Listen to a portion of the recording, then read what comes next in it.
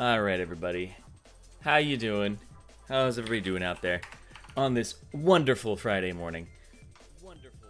I know that there's, LEC going on. People are, getting back into the swing of professional League of Legends and watching it.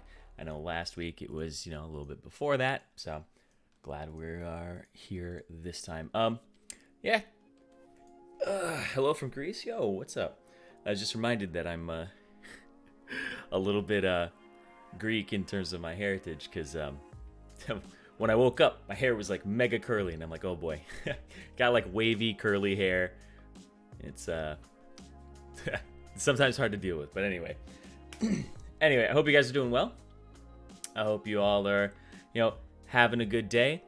This will be my last appearance on the YouTube channel because I believe we are not doing live streams anymore in the future on YouTube, and it'll all just be on the ProGuides website under the classes area, classes tab.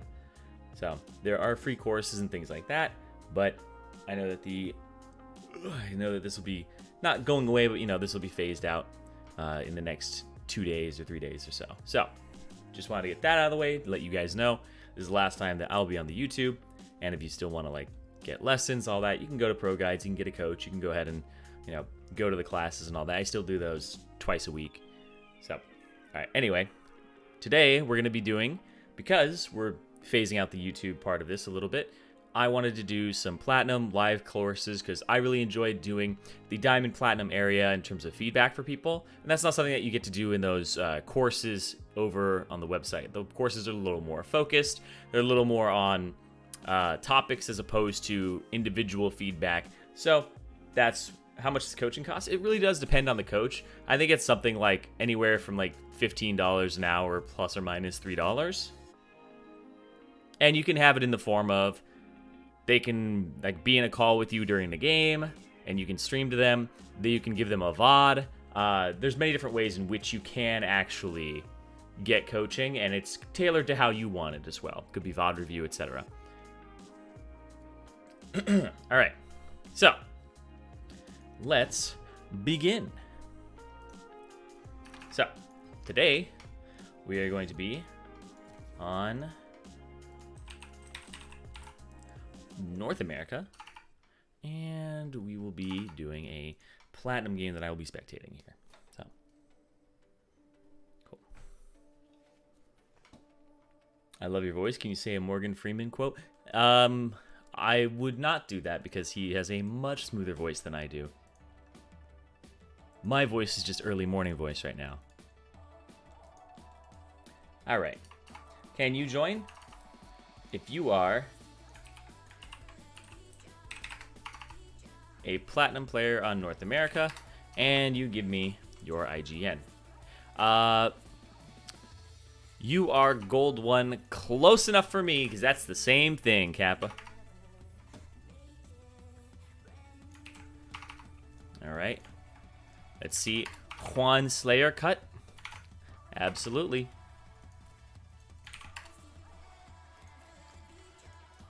Who else is there? Best headset? Probably not what I'm using. I'm using a HyperX, which is actually quite good. But I would say there are probably better options out there. I know that things that don't have... So if you're using a headset that has a microphone in it, like this one has a microphone, I just detach it, This is supposed to be on here. And you use a different microphone, then something like a Sennheiser and stuff like that is always going to be good.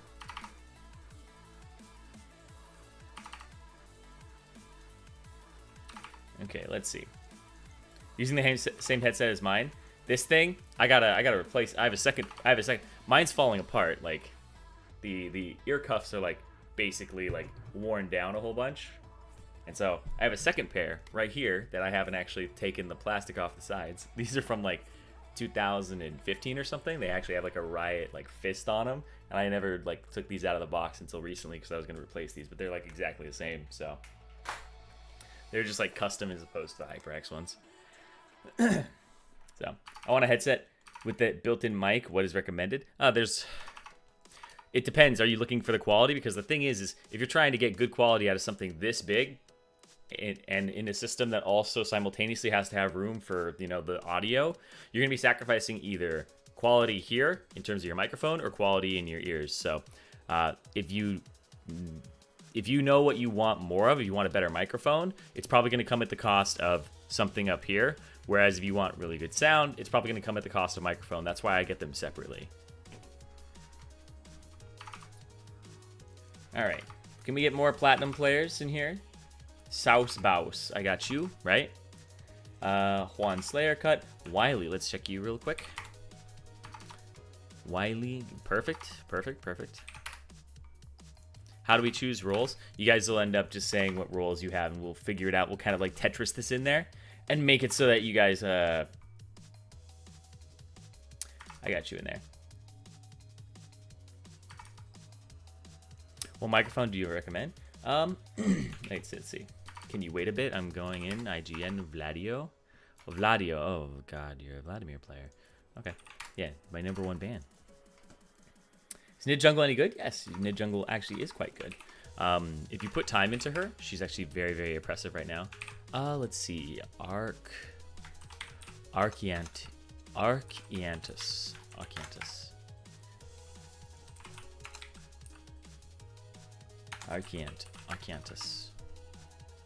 Is that not showing up? Archeantus. That's not showing up when I do this. Oh.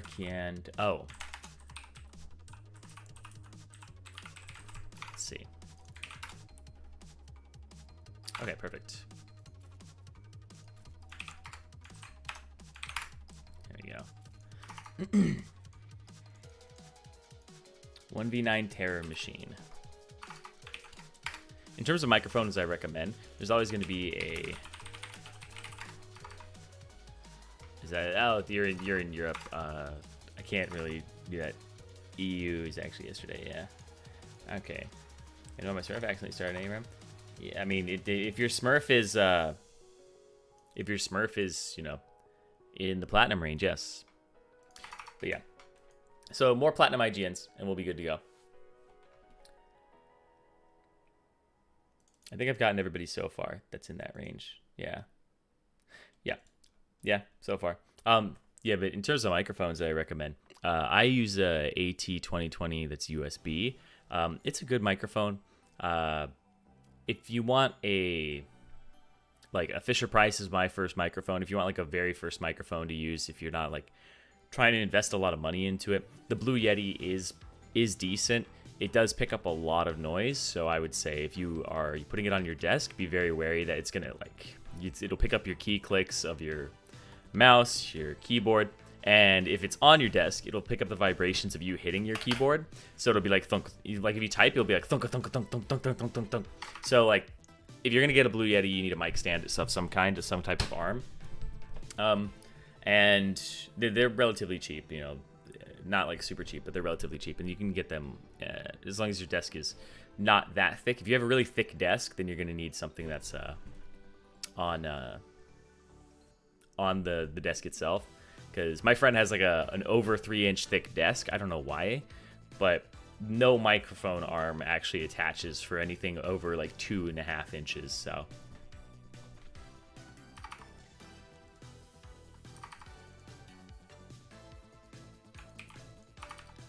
see. Which server is North America? It's in the title.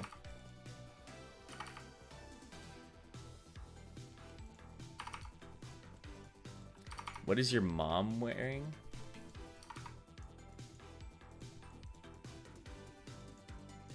What? Which role is best to carry for Jack's one trick? Probably top lane. If you're really good, otherwise you can go jungle and just free farm and not have to worry so much. If you're really good at Jax, I would say top lane for sure. Where is... Let's see. AJK is silver. Will you do this on Europe as well? I did Europe last time I was on. Is Shen good? Yes. Do we only have 5 people in here? 5 people, huh?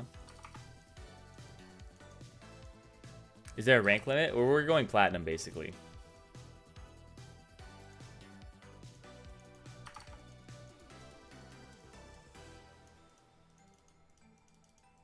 If you use Jacks in the jungle, you can get up to D4 easily with, like, jungle stuff. Applejack Lover 79. Is that... Apple Lover Jack. Okay. Apple Lover Jack 79.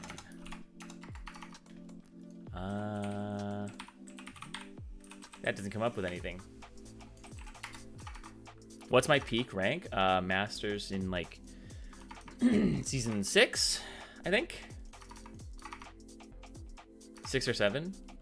One of those two. I think it might have been 6. I was taking the game really, really seriously, and I actually didn't. I didn't make it far there, and I couldn't really do much more because of the fact that the end of the season you had to go to Worlds, so that was not good. Going to Worlds meant you didn't really have time, and that's when they introduced the decay games where you had to play every week, I think, or every few days. And going to Worlds for multiple weeks and then having a really bad connection meant if you were gonna play a game, you'd play a game and like basically lose that game. So, oh, you can take Darius to like easily plat 1 D4 without much trouble if you're running Ghost. Ghost is super good now. Flash on D or F. I put it on D just because it's out of habit. Because I keep it consistent, and then whatever I use as my secondary is on F. All right, let's see. We have Vladio is invited. We have 1, 2, 3, 4, 5, 6 people. We need 4 more.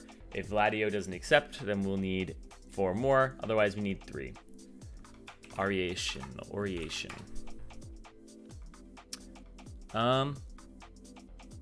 You were platinum.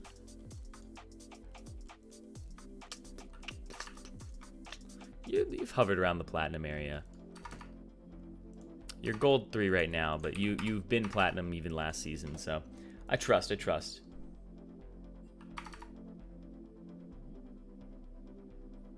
Legitimate. I'm iron. Let me in. How is Rengar this patch?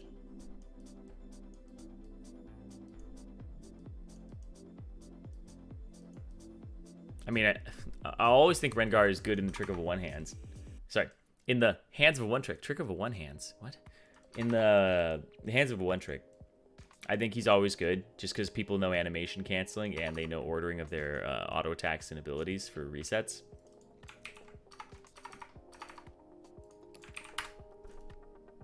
Oh, a little sapling? Okay, yeah. I'll just send you the invite just in case. Vladio joined. We need 2 more people, and that's it. Trick of a one-hands, yeah. Stealth Fighter 35.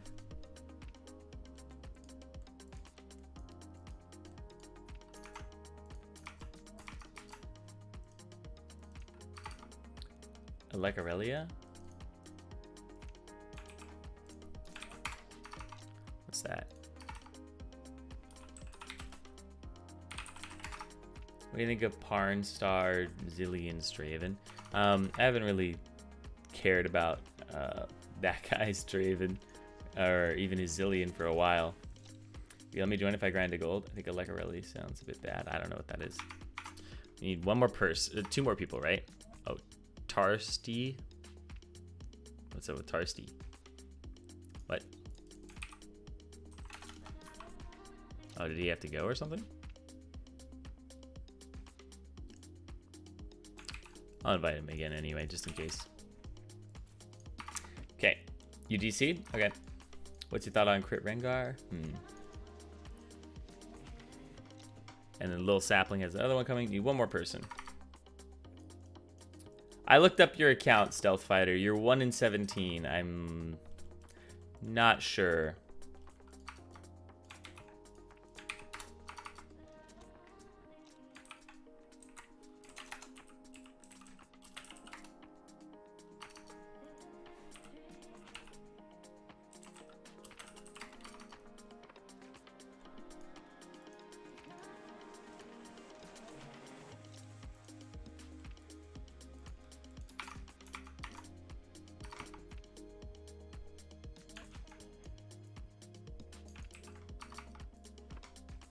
Are you in a game? Oh, you're not.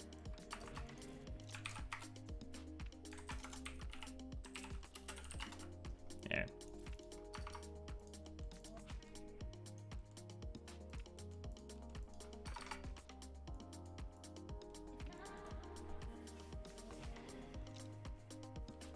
And we need a little sapling and tar seed.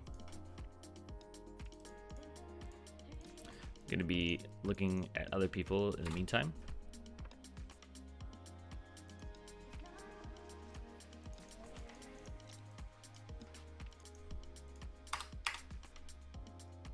Nope, nope.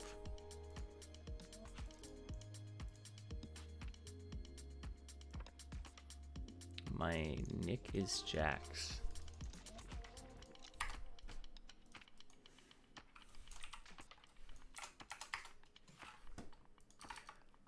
Oh, that's, I think, a different server. What about GM player in the whole season with 30 FPS, 35% win rate? 30 FPS. So you thought about Heimer mid. Who do you think is the best Raven? I don't know who the best Raven is anymore. Should we have the stream off winning game? Doesn't matter. It'll be delayed by 3 minutes, so. Need a little sapling and Tarsi, the Tarsier. Otherwise, I know your name is your thing is J Machete, but it says you're unranked, and I'm like, oh.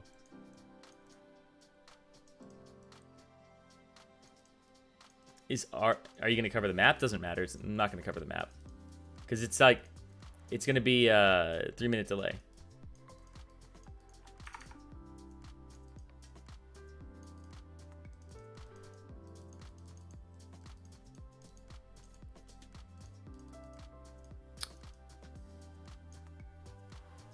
Okay. We play from Europe. Will we have Omega lag? For the most part, you will. Just need these 2 people to get in here. One of them's in. And now just need Tarsi, and then we'll be able to go. Are we playing blind pick? Yes, but I will be turning off the viewing of the client for that moment.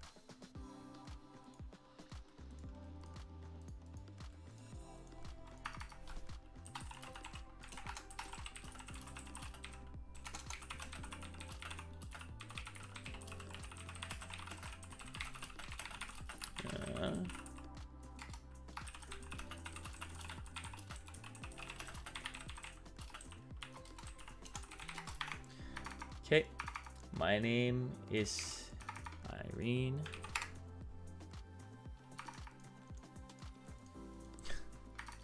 You think I'm pretty cool? I appreciate that.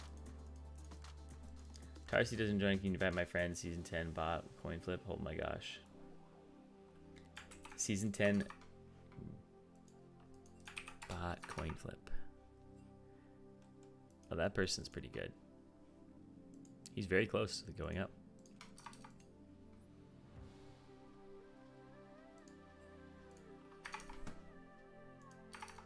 Let's see. Does ProGuides play on other servers as well? Yeah, I was playing on Europe the other day. Can you guys possibly do a 1v1v1 with Nathan and the other guy? Alright, I'm gonna give this guy one moment, and then I'm gonna do this. And we're gonna invite him then.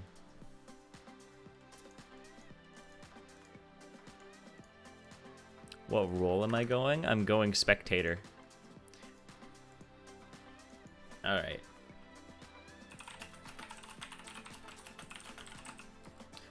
I'm just asking so I can get the aggregate, compile all the data.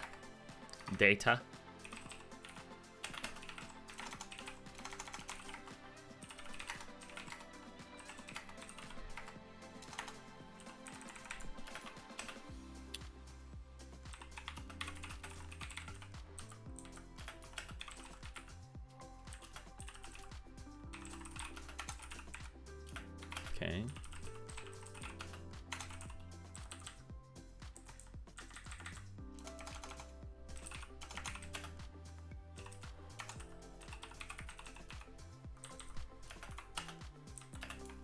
Okay.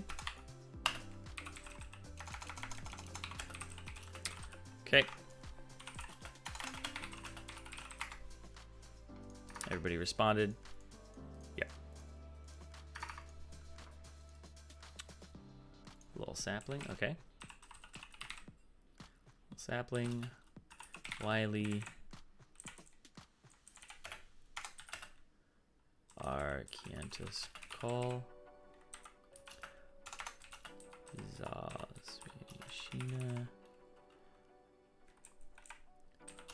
Variation. Okay. So top will be S10 bot coin flip.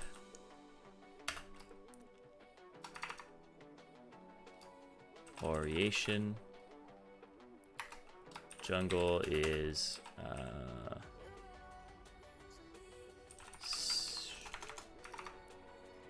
ADC is Little Sapling and Wiley. Mid is Vladio and say Sheena.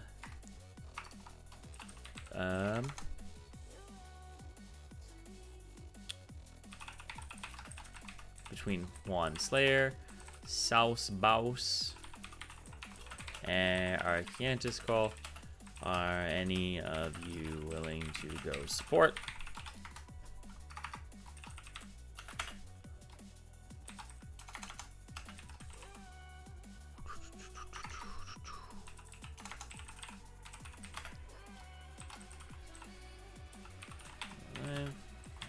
Arcantus call.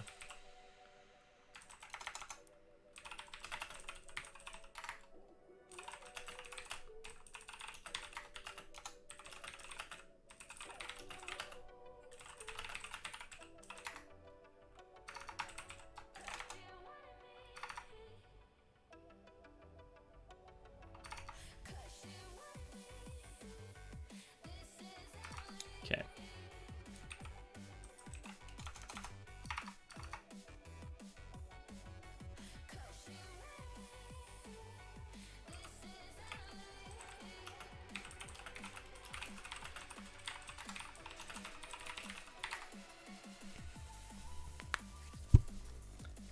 Volia's animation, so if you look close enough, you can see when he's using his abilities. Yeah, new Volibear is definitely broken at this point. I mean, once you buff somebody that much and you give them like good, I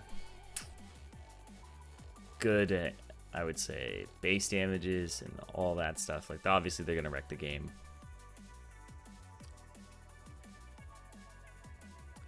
Let's see.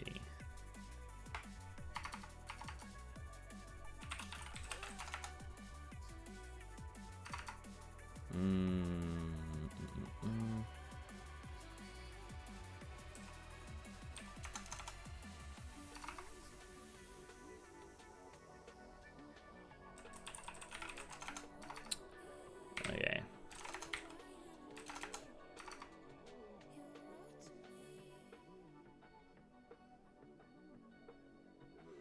Oh, is Little Sapling gonna... Okay.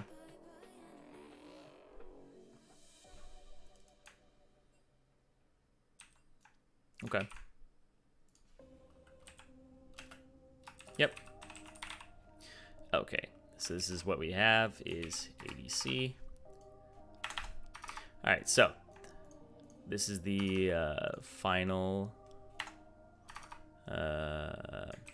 So these are our top laners. These are our junglers. These are our mid.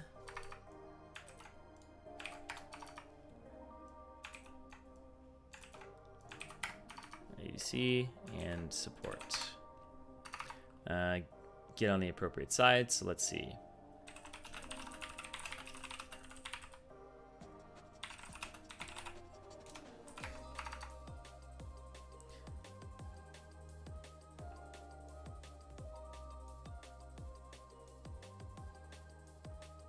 Sauceboss, I'm going to kick you just for that. All right, somebody needs to go over to the other side. Who is it? We need Wiley on the other side.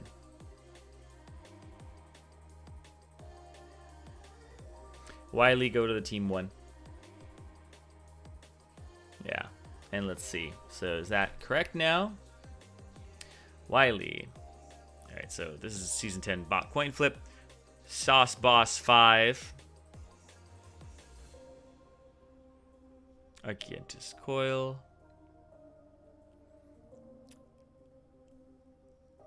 Gladio. What did I say? Wiley. Juan Slayer. Black Guy. Little Sapling. All right. All right.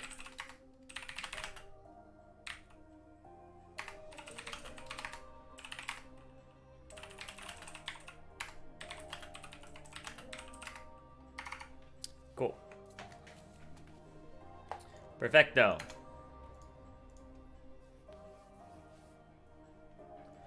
All right.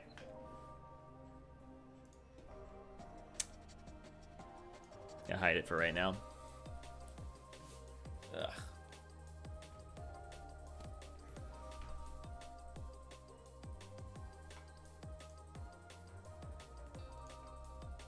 See what everyone's picking. Hiding it because obviously it's blind pick, and so you don't want to be having people cheat off the stream.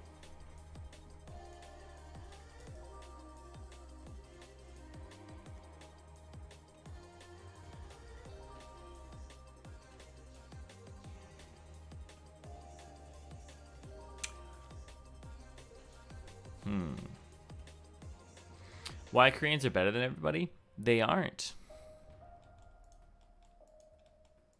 They aren't. Zirene, what do you think about triple Q about triple Q combo Rengar? I think bot lane Rengar is hilariously good against bad players. It's like really good if they don't play against it ever. They have like no idea. And everything's locked in. Okay. Now we will take a look at it. Here you guys go. Surprise! We have one team is Yasuo, Nunu with mid lane Vladimir, and bot lane is Ezreal Nautilus. And the other team is top lane Aatrox, jungle Nidalee, mid Zed, and then the bot lane is Ezreal Blitzcrank. Double Ezreal with double hook champions. So that's always fun to play against. Ezreal can get out of the Blitzcrank hook and the Nautilus hook if he buffers his E through it. So it should be hard to catch them. When I'm looking over at the blue team, Vladimir, I just never like playing against Vladimir, and Vladimir versus Zed. And these guys are both one tricks as well. I mean, this guy's literally in the Vlad clan, or the VL up D. And the Vladimir clan means he probably plays this a lot. Probably plays it quite a lot. And these two champions against each other, Vladimir typically does pretty well into Zed. You can buy an early Zonia's if you want, or at least a Seeker's Armguard. In the jungle, Nidalee outpaces Nunu early, but Nunu scales a lot better. Is very, very destructive in the mid game and the early game if he goes for like a speed boost or any type of build that revolves around getting to the lanes and ganking as opposed to farming. And then the Yasuo versus Aatrox. I actually have no idea how this goes, but I would assume that Aatrox wins just due to the pure strength of the champion in melee matchups and melee trades. So I would say red team has Prio top, Prio jungle, early Prio mid, but then loses it later. And then bot lane, I just think that's kind of even. I think that the Blitzcrank and the Nautilus both kind of want to do the same thing, with the Nautilus providing a little more wave clear, a little more early damage, and just kind of being a better Blitzcrank in general. So later in the game, we'll see what Nautilus does. The Blitzcrank has a more impactful basic ability, but the Nautilus has a much more impactful ultimate. But in terms of who he'd ulti, Ezreal just gets away. Nidalee would have to be jumping into the fight. It's probably Aatrox, and it's maybe Zed, but Zed will ulti it off and try to get out. So, do you think Yasuo actually counters Aatrox? Is that because Why do you think that? Is that because you think he can like dodge all the abilities and stuff?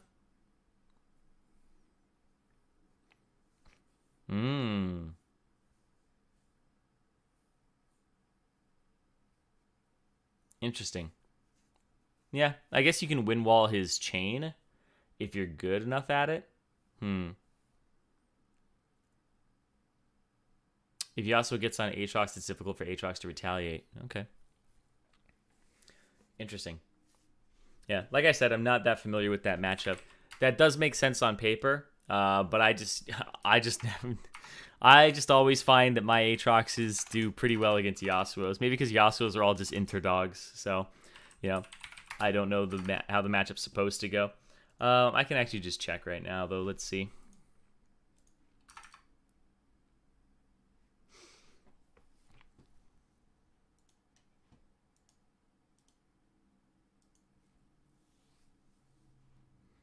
Okay.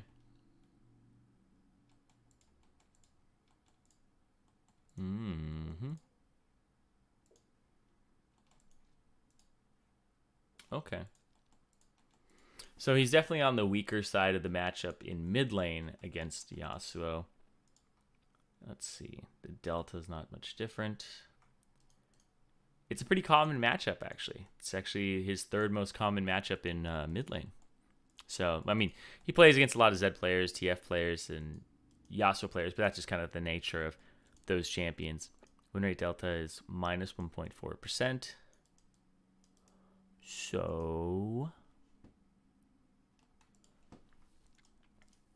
So it is a counter. Well, okay.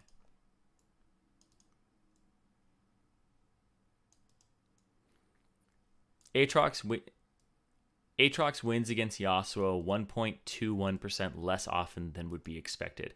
So he is in the medium counter range, not the hard counter, but the medium counter range. So yes, you guys are right that the Yasuo would win this matchup.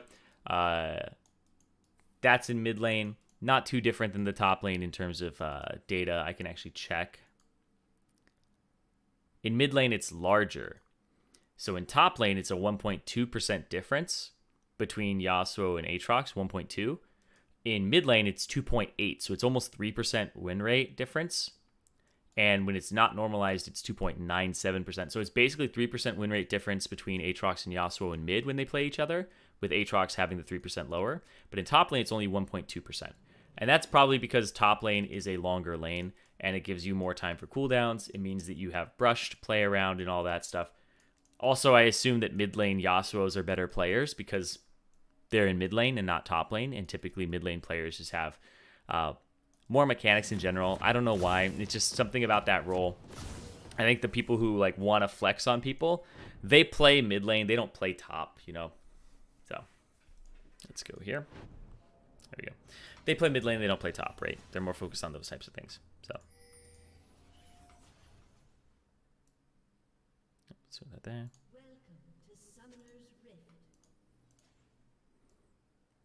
Okay.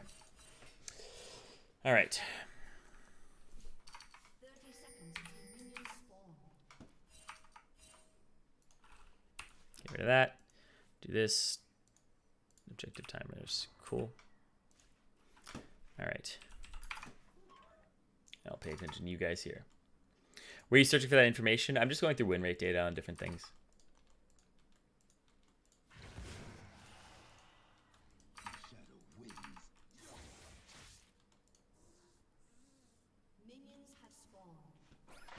Ooh, nice hook.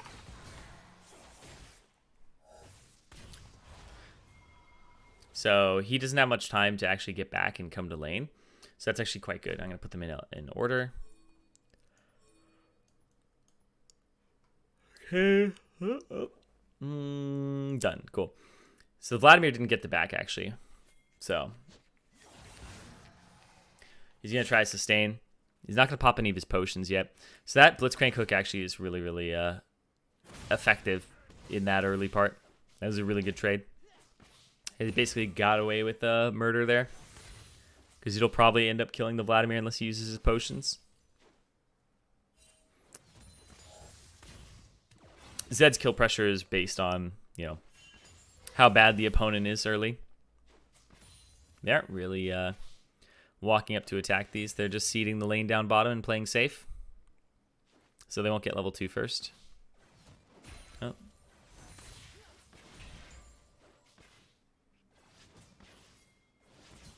Yeah, so he basically gave up on it. Let's get a hook. Nice dodge. Or I guess kind of a miss. They started on top side with the Nunu so that they could pressure the bot side, and same thing with Nidalee. Okay. It's just a good trade for the Aatrox overall. Oh, nice hit. That's going to actually even it up. Yeah. It's going to be right in range. Nope. And then the tag back. Yeah, the Aatrox passive. So, yeah, the wave clear advantage that he's using for himself here is quite large.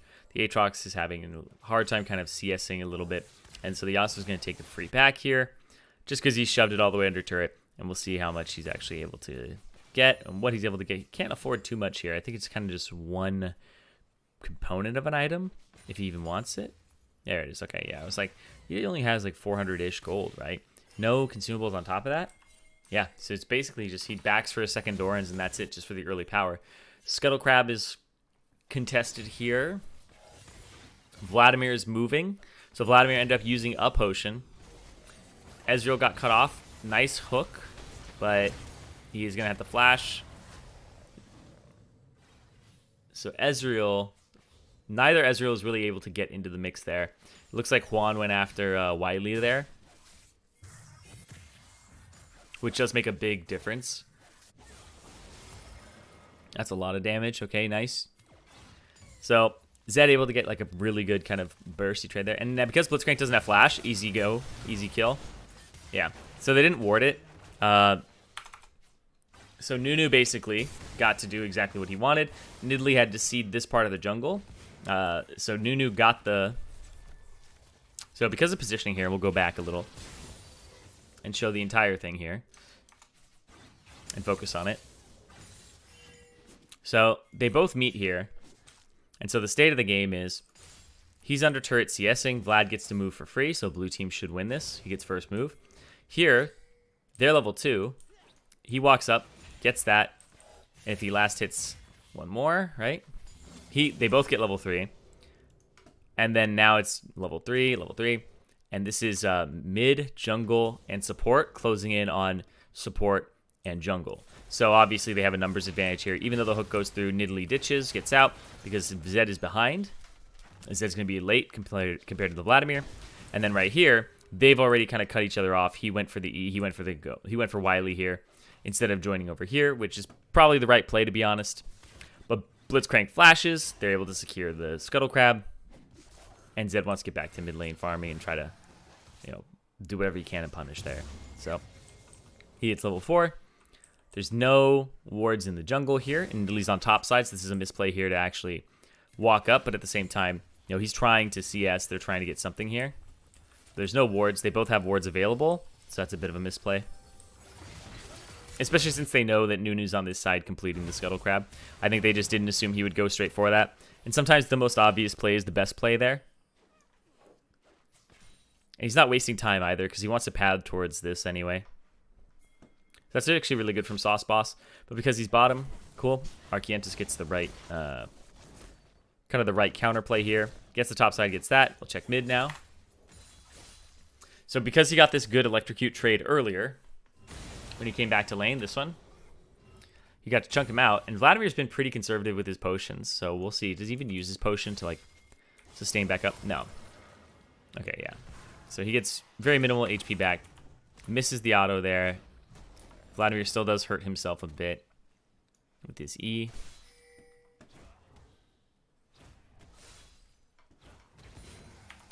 He's going to wait for his cooldowns. He just has to make sure that Vladimir doesn't hit him with the... Okay, walks up. Gets him with the Q. He's going to go in. Hits him with the E. Doesn't charge that at all. It's fine. Ducks down a little late because the shuriken throw already went out, so... right? Yeah. Because he already does this. Throws the shurikens, hits him with both. Yeah. So it's a little late on that. Phase rush to get away. Now his electrocute is back up. So when he goes in, he flashes, E's, ignites, and that's enough with the electrocute on top of it. So, yeah, the electrocute came back up. So because he got those trades, and let's see when he uses the potion here, the Vladimir. He uses it there. So yeah, it's pretty late to use the potion. I would use it like a little bit earlier than that. He's been very conservative with them the entire game. Just be a little bit less conservative with it. I think at the beginning of the game was good. I think at that point in the game, when Zed is approaching level 5, level 6 in about a minute or so, you do kind of want to use the potion. Because ultimately it is wasted, right?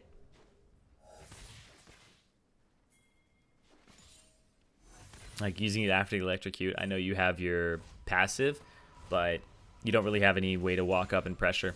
Now you're going to be pretty far behind because the Zed got a lot of CS. He got to push you into turret. He also has a serrated Dirk. So the way the Vladimir has to play now is just to farm to scale. The Zed's going to have pressure, and hopefully for the blue team, the Zed doesn't get out of control and starts terrorizing other lanes, because that's kind of the next goal he has in mind.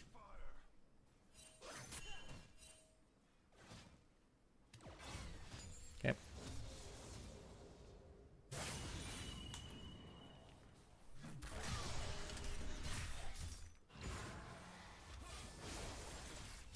Yeah, he hasn't... Oh, that was actually... Hello. So, Zed able to actually just dodge out on this, which is actually impressive.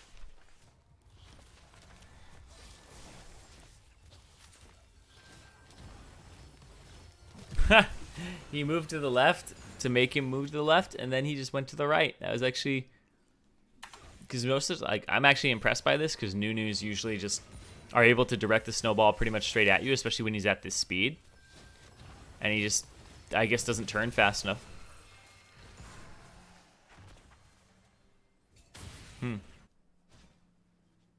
Okay. So Nidalee, just going for some power farming. 12 CS up right now, 3 camps.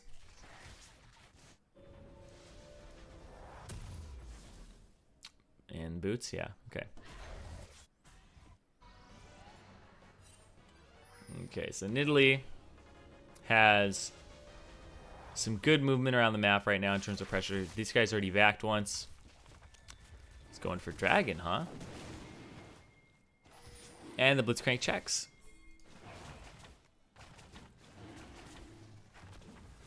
And he went to the back of the pit, so he's committing to it.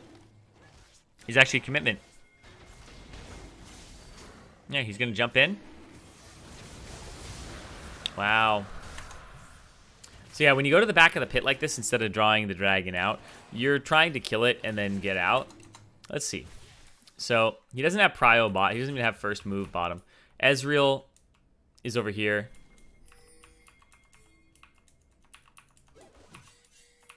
And he TP's in. Okay.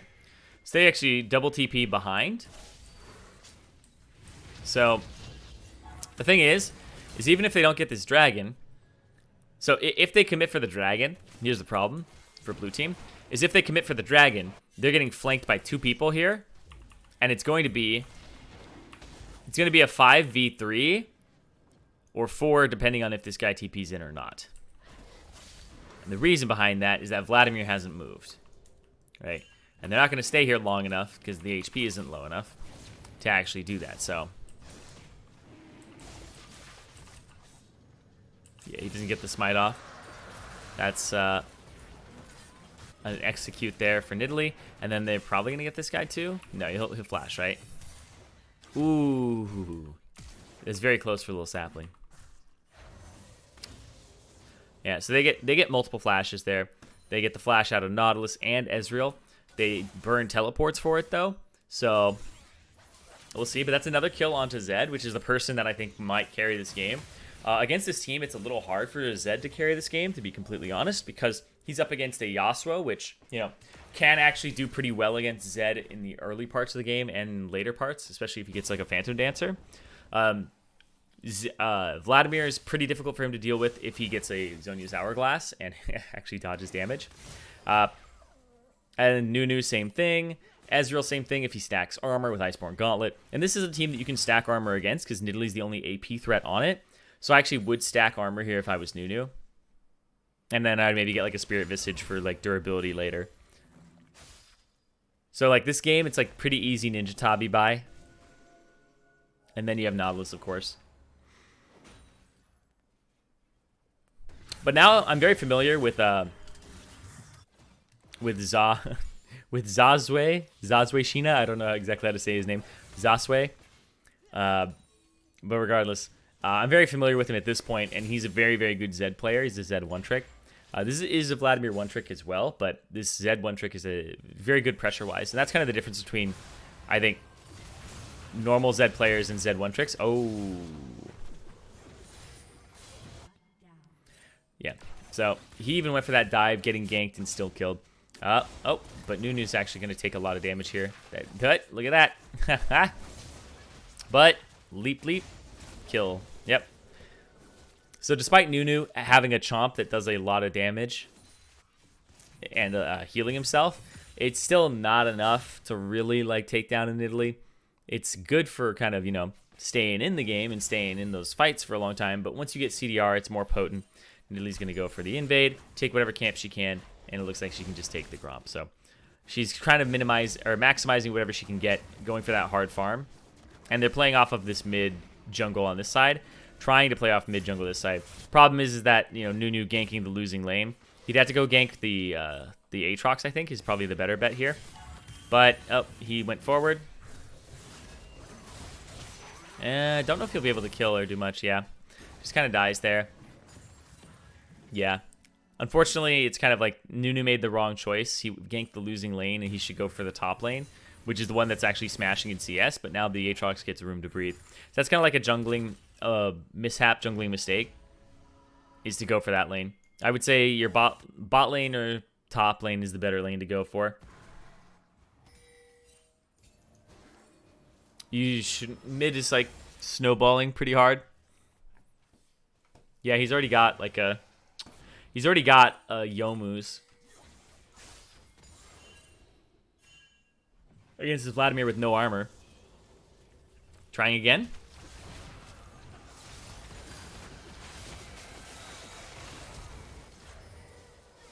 Wow. He sees you. Actually baits it.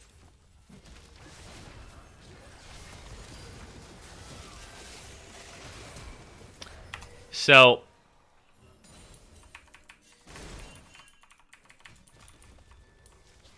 he baits it, dodges, autos, R's during the E, takes the R immediately, it looks like. No, he doesn't. He gets rooted, pops his W out like that, gets a few autos, goes to his W, ulti goes off. And just like, this is what I was saying, is like, this is not the lane to gank. Oh. That was interesting. Yeah, usually you just E while it's about to hit you, and then you're good. Oh, dodges out. And yeah, it just gets phase rush and tries to run away. Unfortunately for Vladimir, this is a lane where he has to kind of itemize towards armor early if he wants to survive it, and it's all about survival. That's all you can do here. Getting the items that he's gotten, I don't know how much I like this build. I know HP is always good, but I think the armor will go a lot further in this matchup because of the fact that he's going lethality items. He's about to do some true damage to you. Oh, that's a really early E. Okay. Yeah. The problem here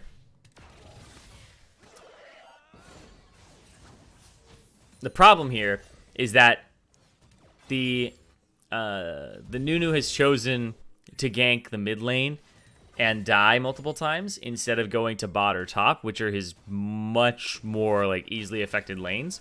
I don't know if this is because his mid laner seemed to be the highest level in the game, but because the mid laner solo died to the Zed earlier, then it just caused a lot of issues, and he just doesn't have pressure there. So now he loses the Rift Herald because he doesn't have pressure in mid lane or top lane now.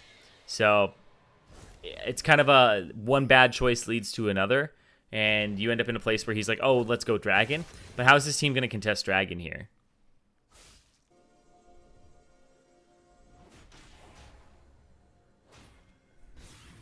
They got to get the vision.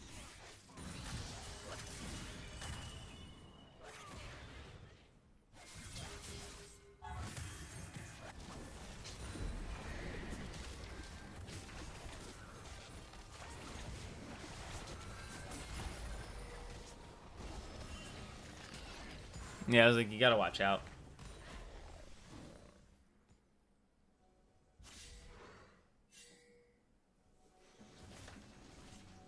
Now they're getting invaded on. The Ezreals are fighting, but it's Ezreal. So this Vladimir's in a really bad spot. He's about to get killed. Dead. Yep.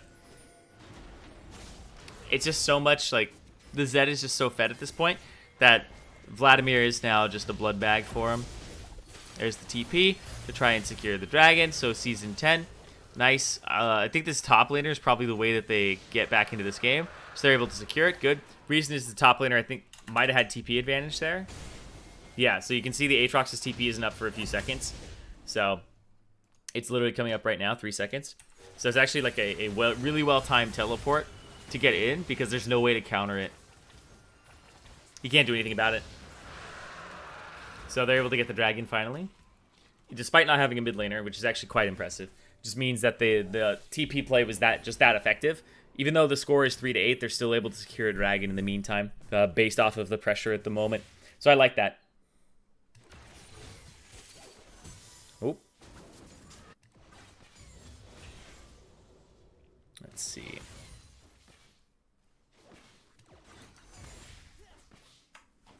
Where are you guys? I'm all the way down here.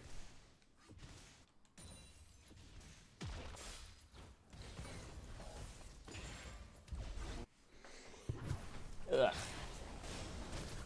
Okay, so he's getting invaded on. This is good from the Nidalee, actually. Despite the missed flash. This is good from the Nidalee, mostly because of the fact that the Nidalee is invading and causing pressure on the Nunu, who is down. And the Zed has, like, look at what they're doing now. They just grouped up, and they're looking for Nunu. They thought he was going to the other camp, so they messed up there, but that's fine. Somehow got a kill. I'm gonna assume that they hook him. Yeah. Ulti. Nice, right on top. Yep. Yep. Good combination. The ultimate is so effective. And you saw, like, as soon as the Blitzcrank went to ward, they warded when they didn't have pressure. You gotta have pressure first and then ward. So, like, that's not enough pressure there to actually warrant it. And the Israel should be playing towards the top side of the lane and his Blitzcrank anyway. So, slight mispositioning there. Slight mispositioning there, and it gets him killed.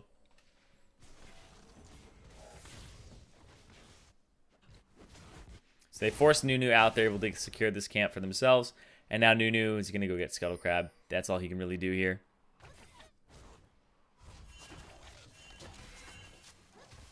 Okay. This guy has Executioner's Calling already. So he went for double longsword and Yomu's. So he went for Yomu's first, double longsword. And this is actually a really, really good buy here against this team because it's going to affect the Vladimir and it's going to affect the Nunu, the two people that have been showing up to his lane. So despite not needing it right now, it does increase his kill potential.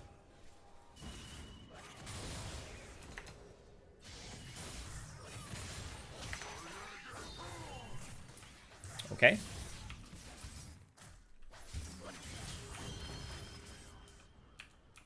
Wait, he dodged it. That's actually really good. Wait. So, like, this Yasuo is, like, hard outplaying him right now.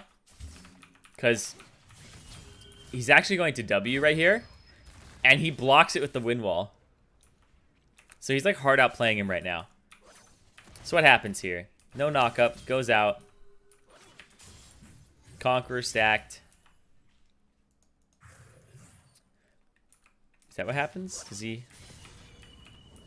okay.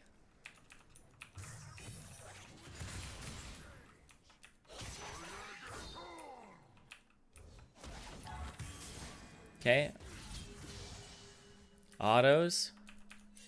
And now he doesn't have a dash for him. Hits. Qs. He's eating around. He must hit this second one, right? Yeah, hits him with the second one. And now he's got that sweet spot. So he's going to auto. Oh, and he Qs a little bit behind him there, too. So autos. And it's a cannon minion, to be honest. This cannon minion is making a huge difference. So the difference here is the cannon minion. I think it's the cannon minion attacking him. It's like it's a large source of damage. And the fact that he has Berserker Greaves and he has Ninja Tabi. Ninja Tabi is just such an effective get buy against Yasuo that allows him to take that 1v1. Because Yasuo played that really well, but just the defensive stats that he's already gotten, because this is CDR. So you get 20% CDR plus the Ninja Tabi allows him to basically take on this item build right now. Yeah, and he hasn't even, like, let's see really quickly. Let me back before he dies and see. Oh yeah. So they're about the same gold value. I was like, their inventories are probably the same value, right? Yeah. So yep.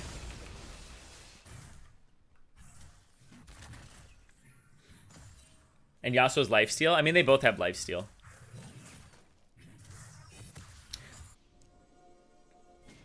Is that, am I the one? Am I the only one who thinks that Zirene is Destiny's long lost brother? No, I get that a lot. That, like, oh.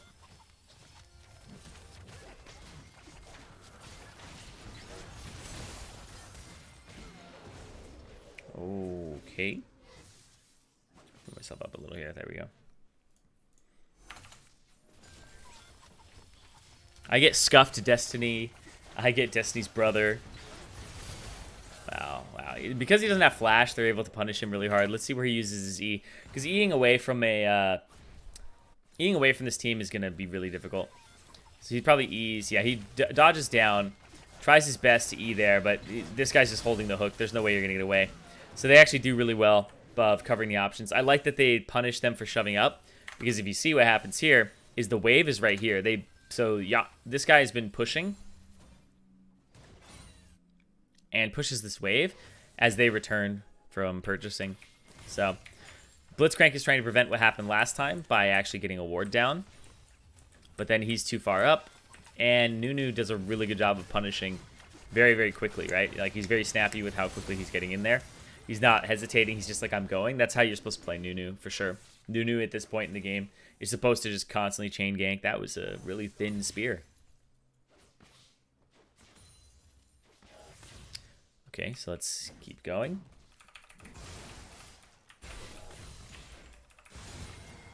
TP from the side to make sure that he gets back to lane. Okay.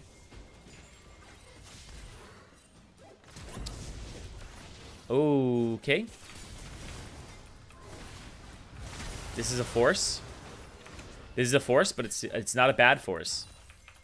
So he's trying to get the Ezreal's abilities, his flash, all that stuff. So he gets his E. And so ulti right there, okay. And then he does not expecting this guy to do that much damage. He does not flash. Even though the Zed got knocked up and the Zed got hit there again, he ultis onto the Nautilus. Don't think he'll kill here, but it's just kind of to dodge out on whatever he was going to do. And because the Vladimir doesn't have pressure, he's a little late, and that's a 6-in-1 Zed. Okay. Let's see what happens topside now. Okay.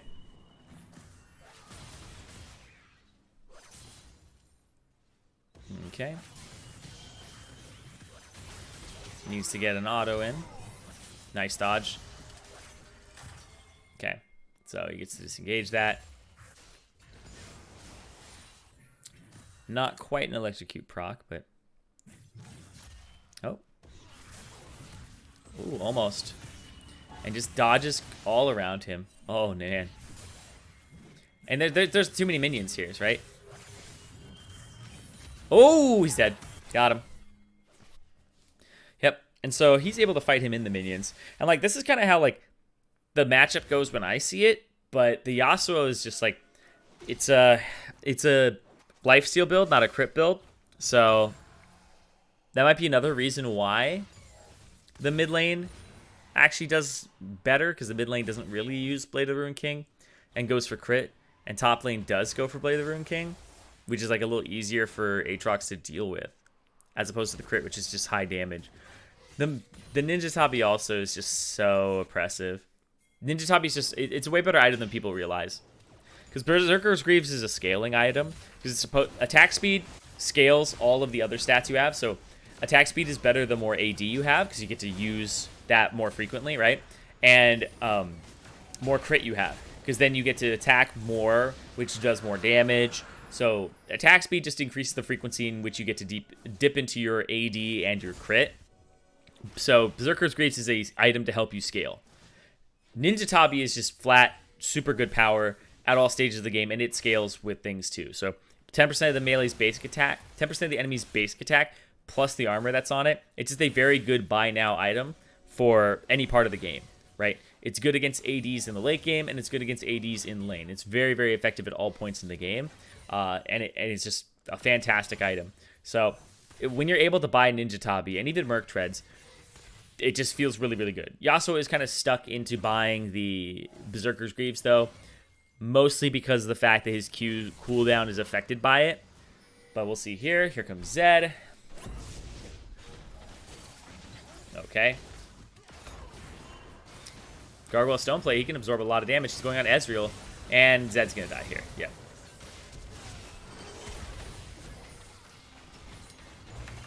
So, because the Vladimir cannot roam, and Nidalee is making a play on top side, this looks like an okay play, but it's not.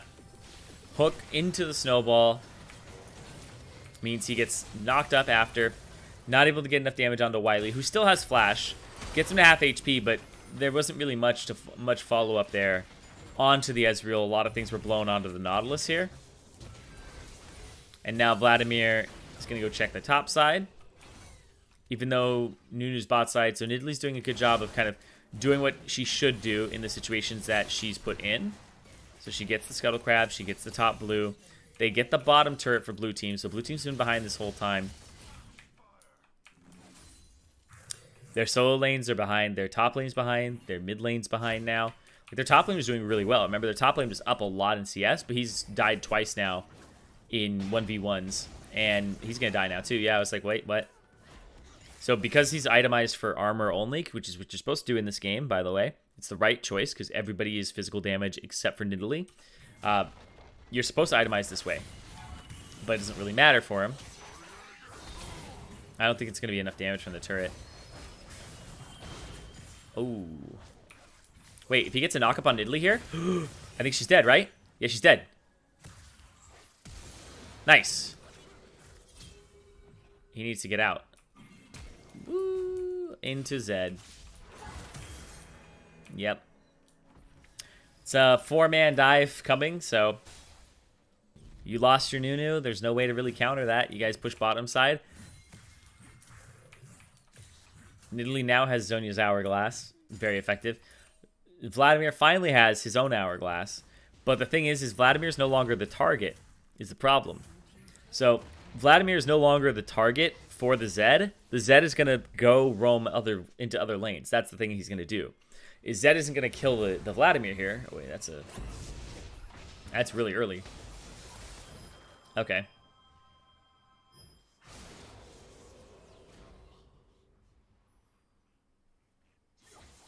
Okay. Would say little bold in terms of the escape route. The flash usage, sometimes you just got to use it. The Hourglass, a little bit strange there. Would say you need to W later than that. It's okay to eat the knockup from the Blitzcrank, but you need to W reactively there to his hook, not predictively.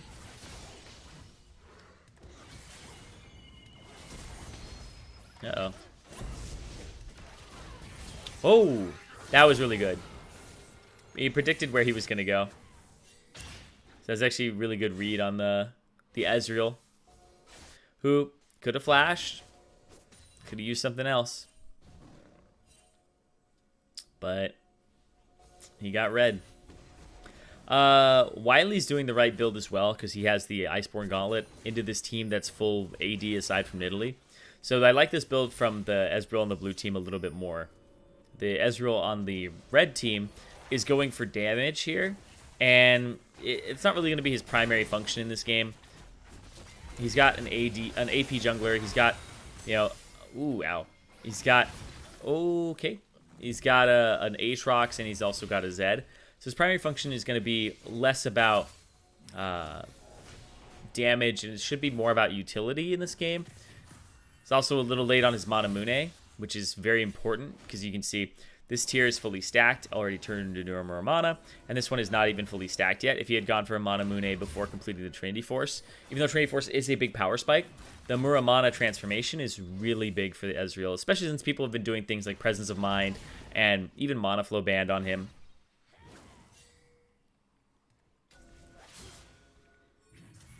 Eric, who are you in this game?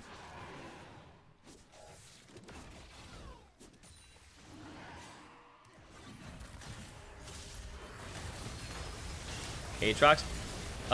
The early game was a little rough until you got ganked for it. I think that was kind of the change.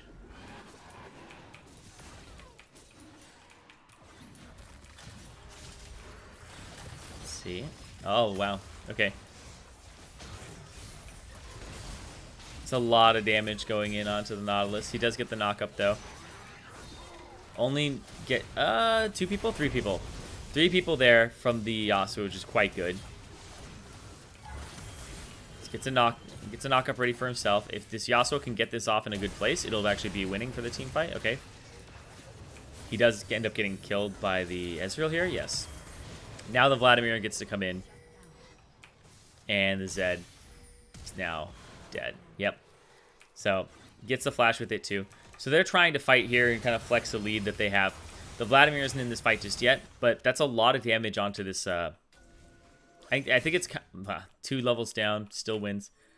The issue that I see with this fight is the Nautilus face checks without the Vladimir there. And then they use a lot on this Nautilus that actually is soaking so much damage here. So this Nautilus does a really good job of getting his shield on. He gets yoinked out of the way. It doesn't really matter because it's wind walled anyway. Pops the stone plate. So the stone plate allows him to absorb a lot. This wind wall and this choke point absorbs things like the basic attacks and the shurikens that are supposed to fly at the back line here. So they can't really get anything in during this time. So they get a really good snowball on 3 people. And the thing is if the Vladimir was here, it'd be even better for them because there would be like a Vladimir ultimate on top of this. So they're able to blow up somebody very, very quickly. Here comes the Zed ultimate. Onto him. Comes out on the side. Dodges out on the rest of it. Goes on to the Ezreal. I'm watching the Yasuo. Gets a 2-man knockup. Or 1-man knockup. Almost gets a 2-man and a 3-man. And then they're able to kill with him entering. Easy pickup on the end of that.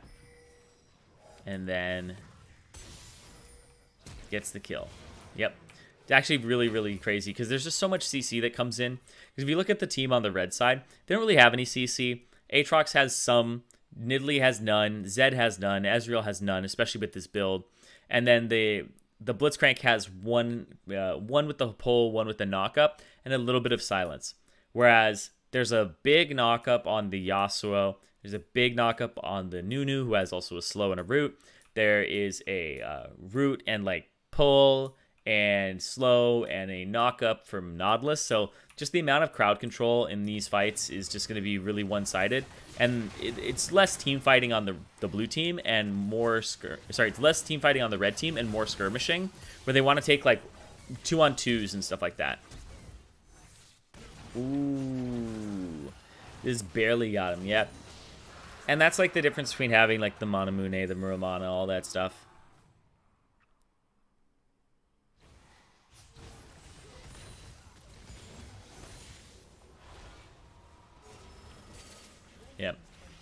So blue team, really, really big pickup there. The fact that they have now their second dragon now, when they probably should have had like 3 because of that early one that got taken away.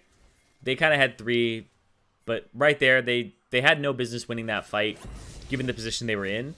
But they had called down their top laner appropriately, and everybody pretty much played that perfectly, I would say. There's some things that you just cleaned up a tiny bit from a micro standpoint and have Vladimir in there earlier, but this Vladimir was literally running around like 0 and 4. Like, the fact that he's able to get in that fight and not just like focus on the lane and try to CS is a miracle in and of itself. Because I'll tell you right now, if I was playing this in solo queue, that Vlad would have just stayed in lane and wouldn't have cared. He would have been CSing.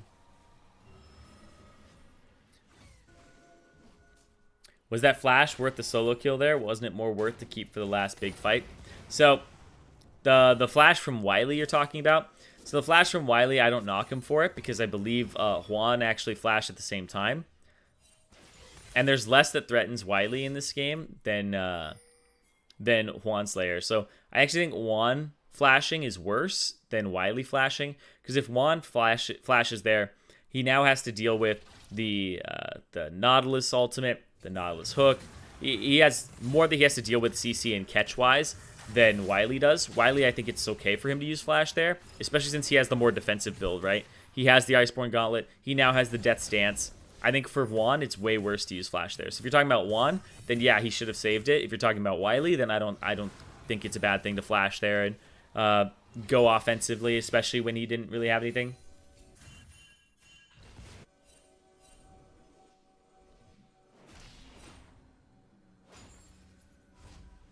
Could not do anything better that last fight. I mean, Nautilus actually did really, really well, because what he did is he used his Gargoyle of Stoneplate, which I think is a super good first buy on Leona and Nautilus. Like, people don't realize how good Gargoyle of Stoneplate is. It's so many defensive stats. It's 40 of each stat, which doubles to 80 if there are 3 champions nearby. So paying for a Gargoyle of Stoneplate, like, it's so effective of a buy in terms of the amount you get for this. And supports don't get too much gold, right? Like, in terms of like gold income in this game, they don't have much. Even though this guy is 0, 2, and 11, he's still like 6,000 gold or 5,000 gold behind his AD, and like 2,000, 2,500, 3,000 gold behind anybody else on his team.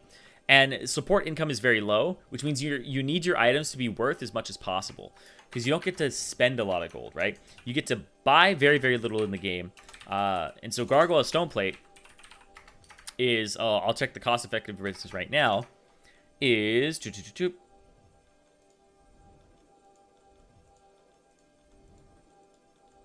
okay, so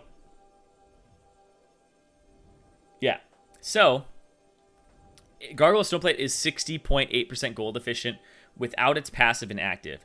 So if you aren't using this item in team fights and you're not team fighting, it's not worth it. But it's 121% gold effective with its passive of Stone Skin. And that's just the passive. So if you are fighting 3 or more people, so if you're team fighting with this item, it's got 3,000 gold worth of stats for 2,500 gold. So you get a free 500 gold from this, basically. And then when you use the active, that is worth even more, because it's 100% of your health. It's pretty nuts.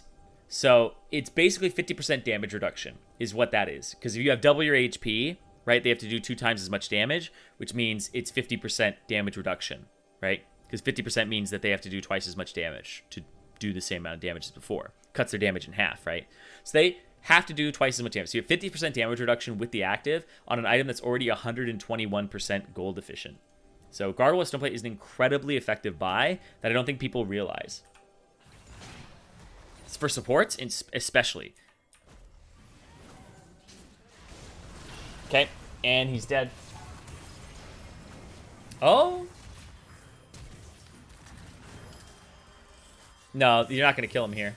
Yeah, even with the mistiming. If you time that right, doesn't matter. Here comes Nautilus. He's going to ulti. He's going to try to chase after. Oh, nice root. Oh. Yeah, he's dead now. Okay. And bop. Okay. Nom nom nom.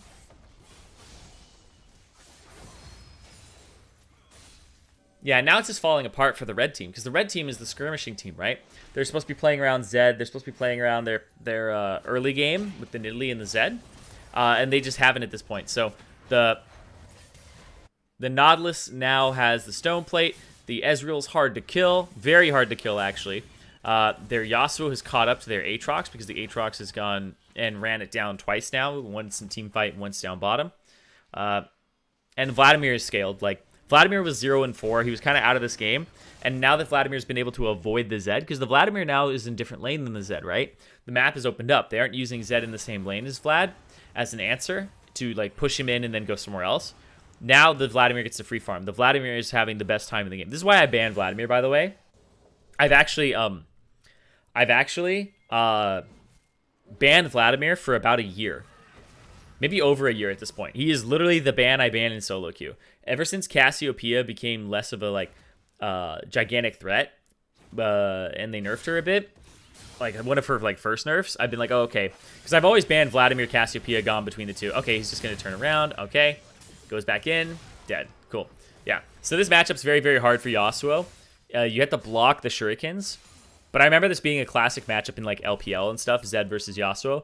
Zed wins early, Yasuo just destroys him later. Or sorry, other way around. Yasuo wins early, Zed destroys him later.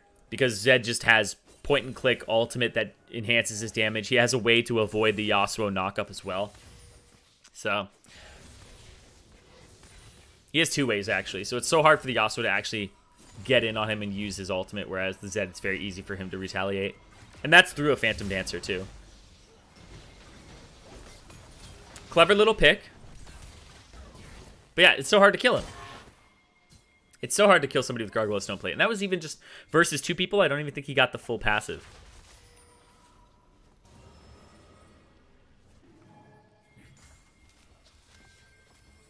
Rolling on down. He's a bit ahead of his team. Pretty ambitious from the...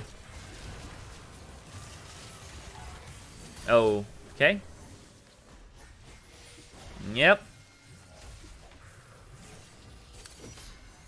If I were... Just back, Aatrox. Just back.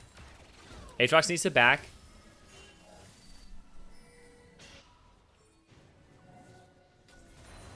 And TP in. Oh, that's a weird TP.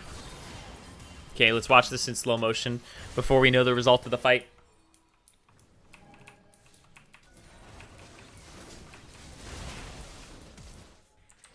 Yeah, TP's too far removed. It's not scaring anybody. This TP scares nobody, right? You don't really have a good TP location. The only thing I think would have been, I think there was, like,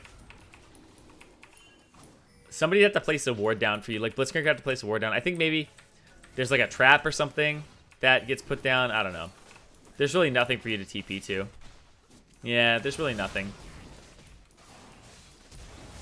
Which sucks. If there's more communication, then, you know, obviously you have a better TP point. It's the right play to back in TP, though, after you got chunked 100%. But there's no TP location here. You were thinking about something that your team wasn't thinking about. Yep. Yeah, this Ezreal is just so squishy. This is why this build for Ezreal is not good. A lot of people, like, swear by Trinity Force, but, like, I swear to God, like, Iceborne Gauntlet's the way to go. Like, even against this team that has, like, a Yasuo, Vladimir, and Nunu, like, Iceborne Gauntlet's the way to go. You want to keep these guys out. If you have a Iceborne Gauntlet versus Vladimir is actually very effective. His whole thing is trying to get in on you, and preventing him from getting in on you is always going to help. The extra armor is always good against the enemy Ezreal, and then the thing that, you know, Death's Dance is literally getting nerfed next patch for this exact reason, is that it just has so many good stats for people that are ranged, like Ezreal. I mean, I see even a lot of ranged champions going Death's Dance currently, and that's why it's getting nerfed for ranged champions. Ooh. So I think the Zed's just in a lose-lose situations here as soon as he walks up. So Vladimir has his empowered Q, heals for 300. He comes in, uses all of his abilities, tries to get the basic attack off here. Can't do it. And the issue here is that he went for the basic attack and couldn't get it off. which means that his electrocute doesn't go off. I think he actually kills the Vladimir here if he gets that basic attack off.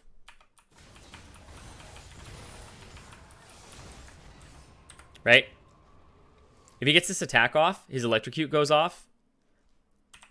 How much HP does Vladimir have left? 500. So a basic attack, that's going to do... How much... Okay, let's see. 21, 18, 10. So he penetrates 28, 30, 40, 49 armor. Yeah, he penetrates 49 armor plus this. So 25% of the Vladimir's... 25%, 49. Okay, so he would take it down to a lot less damage reduction here. Be like maybe 30%-ish.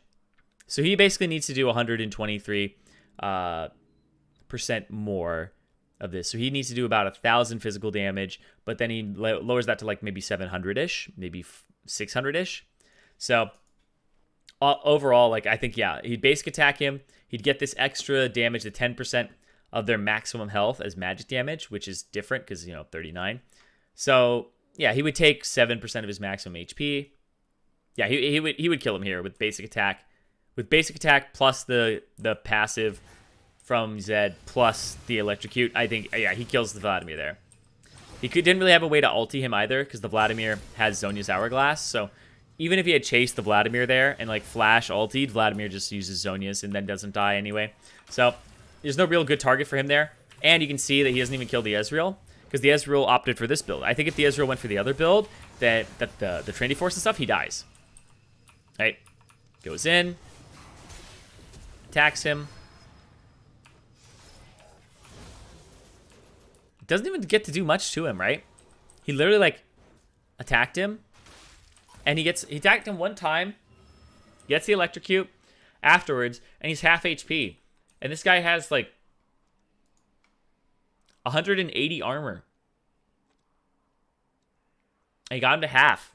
With, like, literally hitting, like, 2 things in an auto. This is so powerful. And this is just so powerful on top of it. Like, he has 1 armor item. Sorry, 2 armor items, I guess, because this has armor on it as well. So he has 95 armor from 2 items that both have offensive capabilities too. Because these are not just purely defensive items. Because this means... So, I can explain this very quickly. Here's how armor works. Armor means every 1 point of armor means you have 1% more effective HP versus that target, versus that type of damage. So when I have 100 armor, they need to do 100% more of my HP as physical damage. So when I have 1700 HP like this Ezreal, and I have 100 armor, they need to do 3400 physical damage to kill me.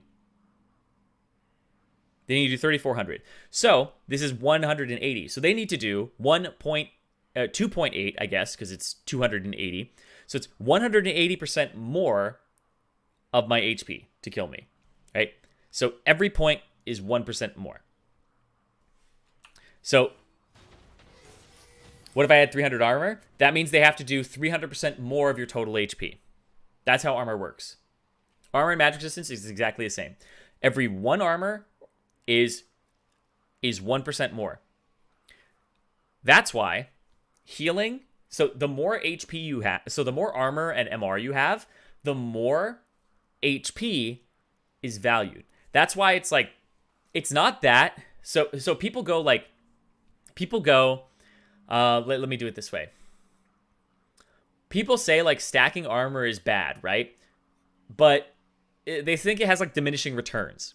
It doesn't actually have diminishing returns. If I have 300 armor and then I go, oh, I buy 5 more armor. It's like, oh, that 5 armor is worth less than the first time you bought 5 armor. That's actually not true. 1 armor is always 1 armor. It is always 1% more. But it doesn't have diminishing returns. It does not have diminishing returns. 1 armor is always the same value no matter what. But when you have more armor, HP is worth more, right?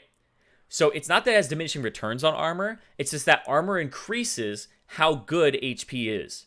So at a certain point, it's more effective to buy HP when you have armor stacked instead of buying more armor, right? Because if my armor is like 300% more HP, instead of going to 305% when I have 1,000 HP, why not buy 400 HP, which is worth 1,200 HP or 1,600 HP in that scenario? Because your armor's multiplying it. So instead of adding more of a multiplier, add what's being multiplied. So that's why like it's more effective to buy HP at a certain point than it is to buy armor. It's not diminishing returns. It's that you're buying a multiplier for something that you're not multiplying, right? You just don't have anything of. So that's why you want to buy that. What can I do when my auto is flying towards red and Nunu Q it at 400 HP and I get the red? Wait, you get the red? Is building Knight's Vow second after Gargoyle is good, or should I have went for a more aggressive item like Zeke's or more of a defensive item like Locket?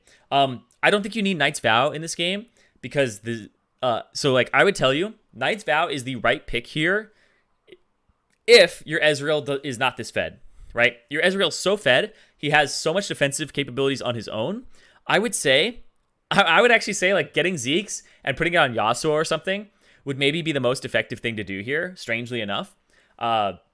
Because you would ulti, and then Yasuo would typically ulti off your ulti, and then you'd be able to get the slow zone pretty much guaranteed.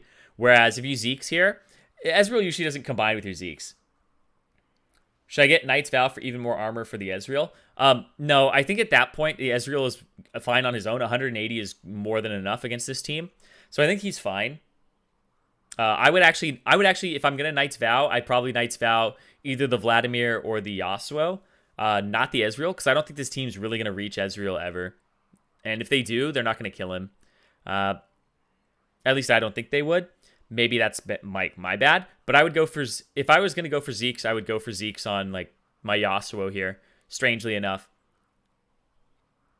It sounds strange, but I'd kind of make that adjustment. Knight's Vow is like the... You're doubling down on not dying when your team is already not dying. Does that make sense? I would gather more offensive capability here because my team is already so tanky and durable anyway. Like, they can't kill me. They can't kill my Ezreal. They can't kill my Nunu. They can't kill my Vladimir. So the only person that they can really kill is my Yasuo, and I just try to make him a little less, yeah. If stacking armor is bad, is stacking HP bad too? So stacking HP is bad, but it's not as bad as stacking armor. And here's why. So I'm going to give you guys this quick lesson. The reason that stacking HP is not bad is because HP is effective against both armor, both physical and magic damage. Whereas if you buy only armor, you're only effective against one type of damage, and you're only multiplying HP that you aren't really doing anything with. Whereas HP is good against all types of damage, so HP is always good. That's why things like, if you guys remember and we're playing a few seasons ago, every single jungler took Strength of Ages, which was like literally just a thing that stacked to 300 extra HP, right? It was like, wait, it's like more effective than Thunderlord's Decree and like Fervor of Battle and stuff like that. Stuff that was like really broken. Everybody took Strength of Ages.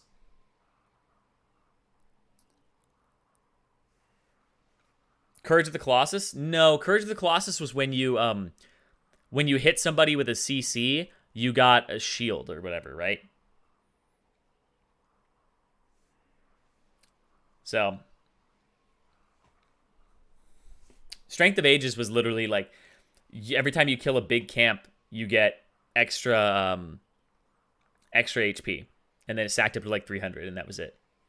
And all junglers took it. Like, literally Graves took it. Rek'Sai took it. All of them took it. They didn't need more damage. They were just like, oh, nobody ever said I have too much HP. Nobody ever said I have too much HP. Nobody has ever said that in the history of League of Legends. They don't go, I have too much HP. Nobody says that. Because HP is just good in general. How does armor penetration work? Armor penetration works by reducing the person's armor by that amount, whether it's percentage or the flat amount on like lethality, right? And that's pretty much just how it works, right? Is you just take the new calculation. So if somebody has 18 armor, they have 18% increased HP. And what you do if you have 18 armor penetration is you just remove that down to 0 and you make it so they only have 100% of their HP. So that's just how it works. armor penetration does stack in favor of the player. Let me put it this way. Armor penetration stacks in favor of the player. So you do so in the order in which it goes is armor reduction flat, then armor reduction percentage, then armor penetration percentage, and then lethality. So the way that it works is Zed has lethality and he has armor penetration. So let's say Vladimir has 100 armor, right? If I have, let's say I have 50 lethality, right? If I have 50 lethality and 25% armor penetration, what would happen is, in the order in which it went was, the 25% armor penetration went second. I would take off 50 armor from him first. So he would go down from 100 to 50 armor. So he had 50 armor, and I'd take a fourth of that. So he would go down to, 12?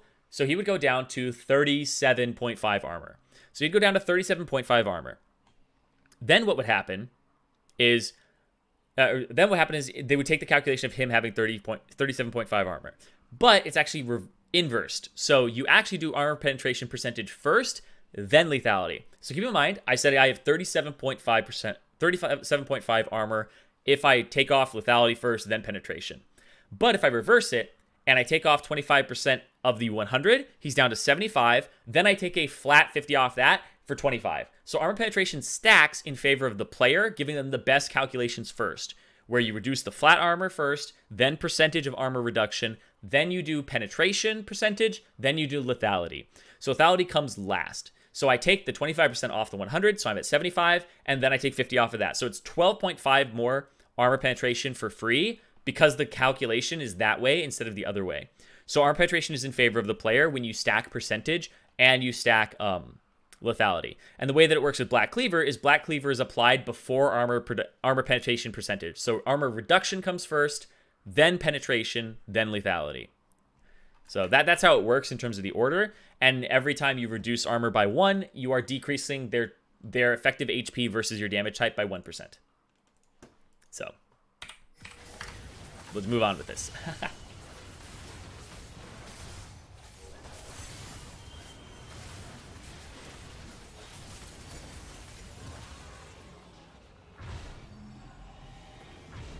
So they're just in a really good spot to team fight. Can we get back on the game, please? Yeah, don't worry. I read your mind, dude. Don't worry.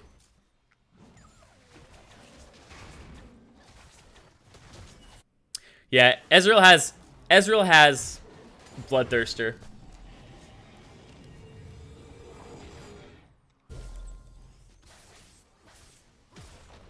Like, he's got Bloodthirster, he's got Death's Dance, he's not gonna die. Should Nuna be building Spirit Visage or Abyssal Mask based off the enemy damage? He doesn't need Abyssal Mask at all. Like, he should be building Spirit Visage here just for CDR and against the Nidalee and just effectiveness of his Q. I actually think against this team... Oh, okay, he's going to be able to kill them both, right? No? Guess not. Yeah, and now they're just out of sorts because this team is a better team fighting team on the blue team. And they have Baron, so he's going to move up, but you don't have any people who do damage, dude. My dude, what are you doing? Yeah, like, you're just risking death every time. Ooh, that was close, that was close. So... Oh, I was like, wait. See, so like he even has this defensive build with, or I call it defensive, but it's just not full on, you know. Oh, wait. Oh, he's dead. And he's dead too. Yep. Season 10 bot coin flip. The name is true. So yeah.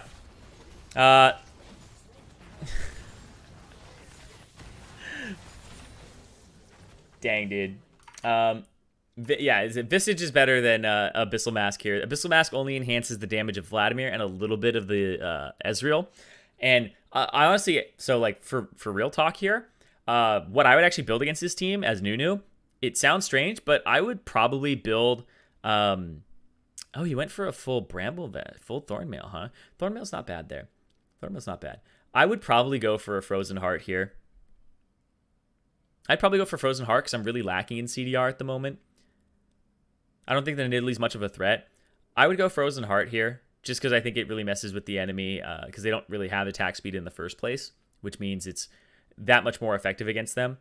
I know that I already have, I already have a lot of armor and I don't have much HP, but I would still because I have 3 items, I guess, that already give HP. I would go frozen heart here because I would feel like it's just going to make me that much more durable against this team.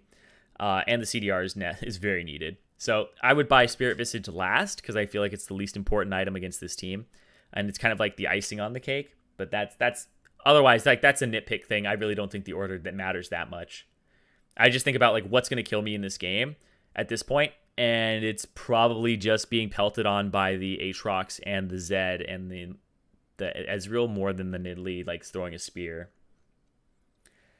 If Nidalee doesn't get some help in the early game, it's impossible to execute. I mean, she did get help in the early game, right? Zed was smashing the Vladimir. I think the Nunu actually screwed up multiple times. He ganked the wrong lane over and over again because his side lanes were doing well, but his mid lane was not. So I think Nidalee actually got good ganks in the mid lane, good ganks in the top side, and then transitioned to bot. But that's where things went wrong, is the Nunu found ways to get into the bottom lane because he ganked the Blitzcrank early, got his flash, then he ganked the Ezreal, then he ganked the Ezreal again, and he really was able to tilt that matchup. The Aatrox was able to take the Yasuo on, but there was really no help there. The Nidalee didn't have any lane to really get assistance on. I think the Nidalee kind of sucks in terms of this composition because there's nobody to help her, right? In terms of damage and in terms of CC. Landing her spear is fully on her, so she needs to be like a challenger level player to actually work with this composition because it is so skirmish heavy versus a lot of team fighting and CC. So you need like a Maokai on this team. There's nobody that really helps you. Ezreal has no CC. He didn't even go Iceborne Gauntlet. Blitzcrank, same thing. Zed, same thing. Aatrox, same thing. They don't have any crowd control that really helps you, right? So this Nidalee is basically by herself in this game, and she can't do much. So being able to land a spear on people and have CC assistance early, whether it's Renekton or even a Maokai or something, or even a Nautilus on your team. If the Nautilus was on the other team, I think this is a completely different game, right? So Nidalee could have helped the team out earlier in the game to make the game not as bot coin flipped. Yes. Nidalee was on the wrong side of the map when Zed went to the bottom side. So when she went top side to look at Rift Herald, and Zed went bottom side and got punished for it, that was a big swing because it gave a lot of gold over to the Ezreal and the Nunu, who was kind of struggling still in that game, and it shut down the Zed's pressure, and it stopped the Nidalee from getting anything either because he didn't get the top lane. He didn't get the Rift Herald either.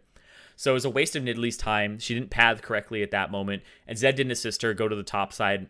So they played the bottom side, which was, I think, losing at that point. So I think the Zed tried to save a losing lane, and that's the thing. The big thing I think that a lot of people mess up in this elo in Platinum is, you guys know how to roam, right? You guys know how to roam. You guys know how to move around the map. You guys know how to 1v1, right?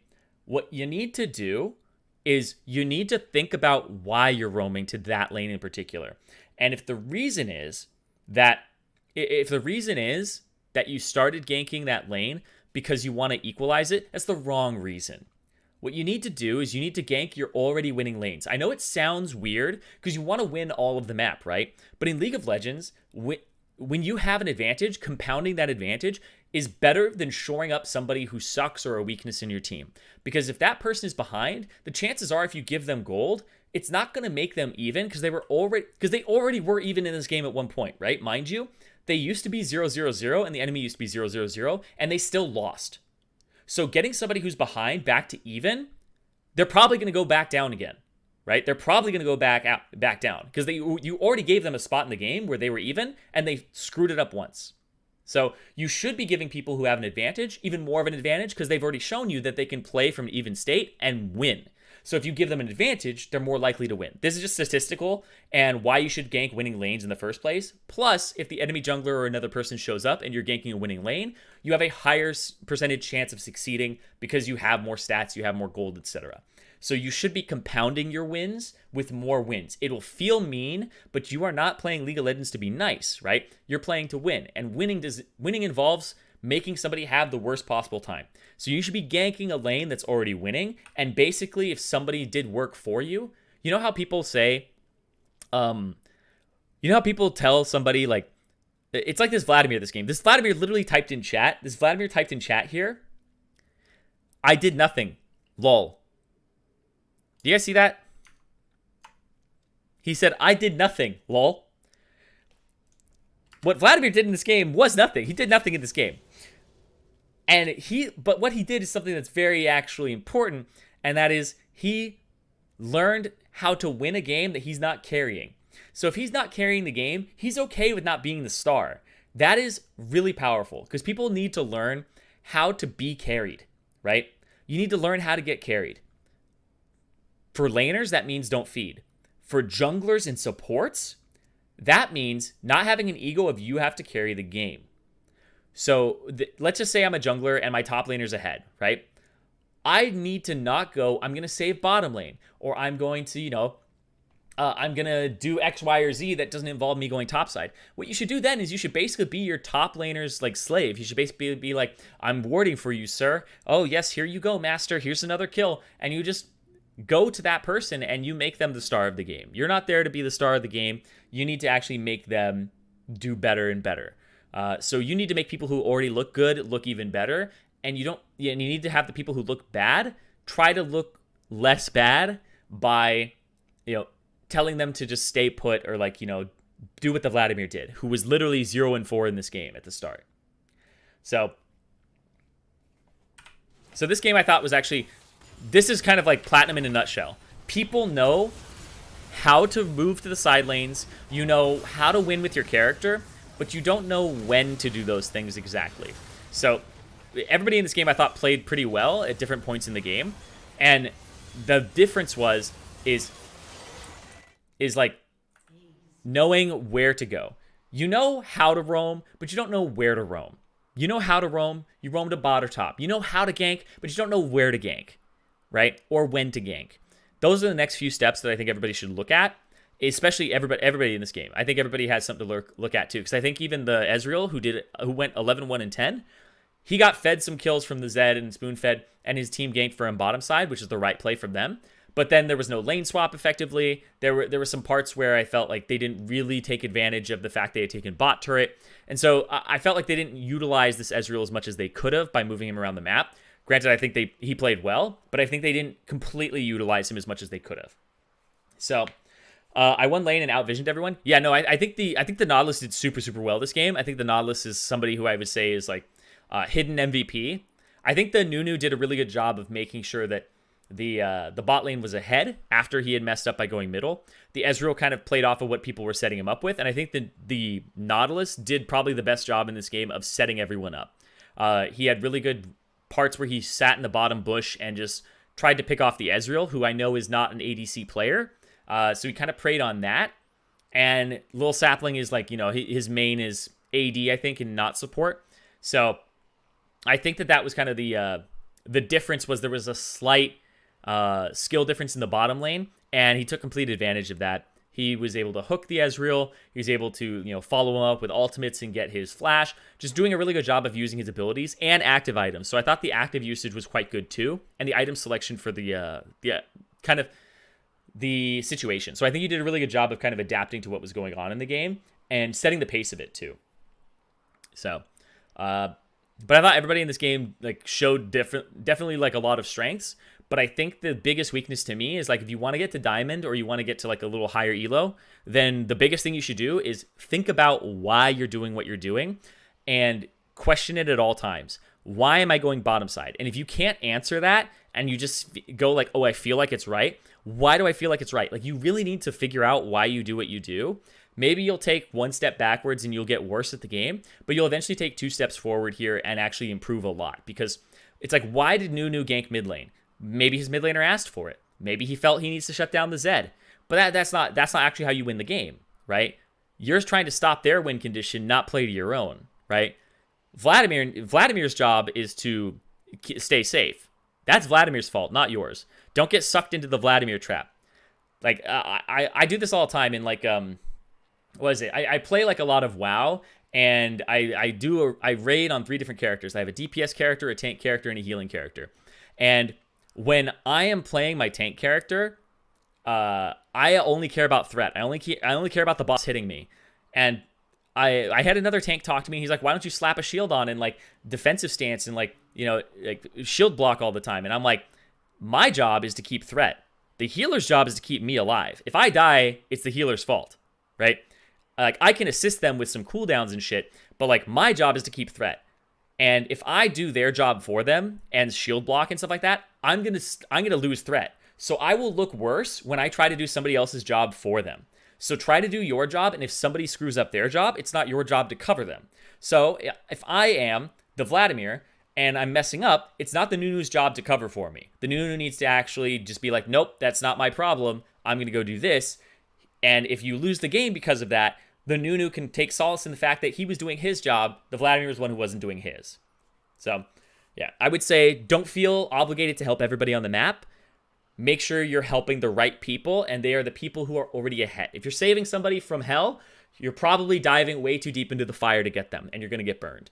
So, might as well just help the people who are already outside. Anyway, yeah, I cannot stress it enough. Do not gank your losing lanes. This happens all the time. I'm guilty of it as well. Everybody's guilty of this. People will gank their losing lanes all the time because they feel like they need to save people. That's the thing, is junglers feel like they have to be heroes and save people. But it should be the opposite. You're enablers. When people are good, you need to allow them to play even better. That's what junglers are for. They're not for saving. They're for snowballing, right? That's how junglers should be played. So, anyway, I hope you guys enjoyed. Thank you, everybody, who played this game. I'm going to take off now. This was the last time that I'm going to be on the YouTube because I believe that tomorrow or the day after, the 20th or the 21st, we're not doing these YouTube classes anymore.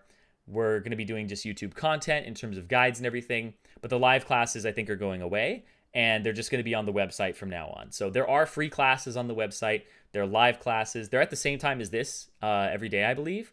So if you are there at 10:30 a.m. Pacific, then yeah, there's going to be a class for League of Legends going on. Some of them are free. Some of them I think are for paid members. I think there's I know there was like a yearly subscription, but I think they're working on a cheaper alternative that's like month to month. So ProGuides is working through a lot of things right now, and they're trying to get content to you guys. But this is something that I wanted to do this for you guys because it's a little more not one-on-one, but it's like 1-on-10 coaching. So it's not quite like what you would pay for like a one-on-one session with a coach. It's more like a group kind of thing. So this was the last time I would do this, mostly because there's more effective use of this time and resources. So I would say if you guys do want more coaching like this, I don't do group games a lot of times in the courses that I teach. Instead, I do things that are a little bit more, I will do a lesson and then we will demonstrate it, or we'll play a game with it. And sometimes it's customs, but it's not just like, oh, gold elo, plat elo, diamond elo. It's a little bit more focused. So yeah, I didn't even know they were a thing until today. I gotcha. I always play the same style and always win lane, and one lane always loses, which loses the game. Is playing the same style going to hinder me from climbing diamond, high plat? No, I would say if you win lane, go ahead and win the other lane. That's not losing. So if one lane always loses, just ignore that lane. Go to the other one. Push that lane down. I don't care if their Tryndamere goes to your tier 2 turret top lane if you're getting both of their tier 1s and their tier 2s in the bot and mid. Like, there's going to be a way to win the game without having to just be desperate. As soon as you fall into desperation and trying to help somebody who's too far behind, not going to work. So put pressure to lane advantage. Yes, absolutely. If you... I'll put it this way. You may think like somebody... This is going to be like a bit of a grotesque analogy, but I'm not going to help somebody learn how to stab someone, right? I'm not going to be like, oh, you here you go. You haven't done it right. You need to put more force behind the knife. I'm going to go to the person who literally has the dagger in the back of my enemy, and then I'm going to walk up and I'm going to twist it, right? You twist the dagger. That's your job as the jungler and support, and even just laners who are ganking other laners. When you see somebody has a dagger inside of someone else, you need to help them finish the job. You need to help them twist the dagger. You don't go and do the job for somebody else. You're not the knife, you're not the stabber. You're the one who's just coming in to assist. So you make sure that what they're doing is effective because they're already doing it well. You just need to increase the effectiveness of it, not make somebody borderline effective with your help, because you're causing two people to do one job instead of two people to do two jobs. So yeah, exactly. You're not the knife. When somebody else gets the knife in, you're supposed to twist it. If you're the person who is snowballing, it's funny because I'm saying help people who are snowballing. If you're the one who's snowballing, help the next best person in the game, right? Help the next best person in the game. So it's funny because it's like, yes, there is a knife in the game objectively who needs to be helped. If you are the person who happens to be the snowballing person, you're not like the person assisting them, you need to assist the next best person. So you've already done your job. You've already put the knife in. You've already twisted it. Somebody might have helped you twist it. Go help somebody else. They might have their knife barely in. Help them. Add more force. Help them twist it. All that stuff. Like, that's what you're supposed to do in League of Legends, is assist each other because it's a team game, right? So you need to help each other constantly. How could I have carried a Zed in this game? You need to go top. So what ended up happening there is you teamed up with Nidalee, and then you guys went bottom. Your bottom lane died very early on to the first gank. Your bottom lane didn't get pressure. Your bottom lane has an ADC player that's not necessarily an ADC player, and your top lane actually was winning later in the game. So he was able to 1v1 the Yasuo twice in a row. You should have been controlling top side. When you went bottom side, I think you screwed up, because your Nidalee was heading towards Rift Herald, and you went bottom side, and then the Nunu was there and gotcha. So if you had gone top side, it's a free Rift Herald, because the Nunu wouldn't have been there to actually stop you guys. So I think you made the wrong play there, and you wouldn't have been able to control Dragon anyway, because your lane doesn't have pressure, because they aren't ahead. You had an out roam on the Vladimir, and typically, yes, the rule of thumb is to go bottom side, because there's Dragon and two people you can kill, but I actually think you should have gone top side there. What could I have done better as Vlad? You really need to use your potions a little bit better early on. I think that you held on to them too long, and you should have bought your Seeker's Arm Guard a little bit earlier. So I think you should have gone for something like Kindle Gem Seeker's Arm Guard ASAP.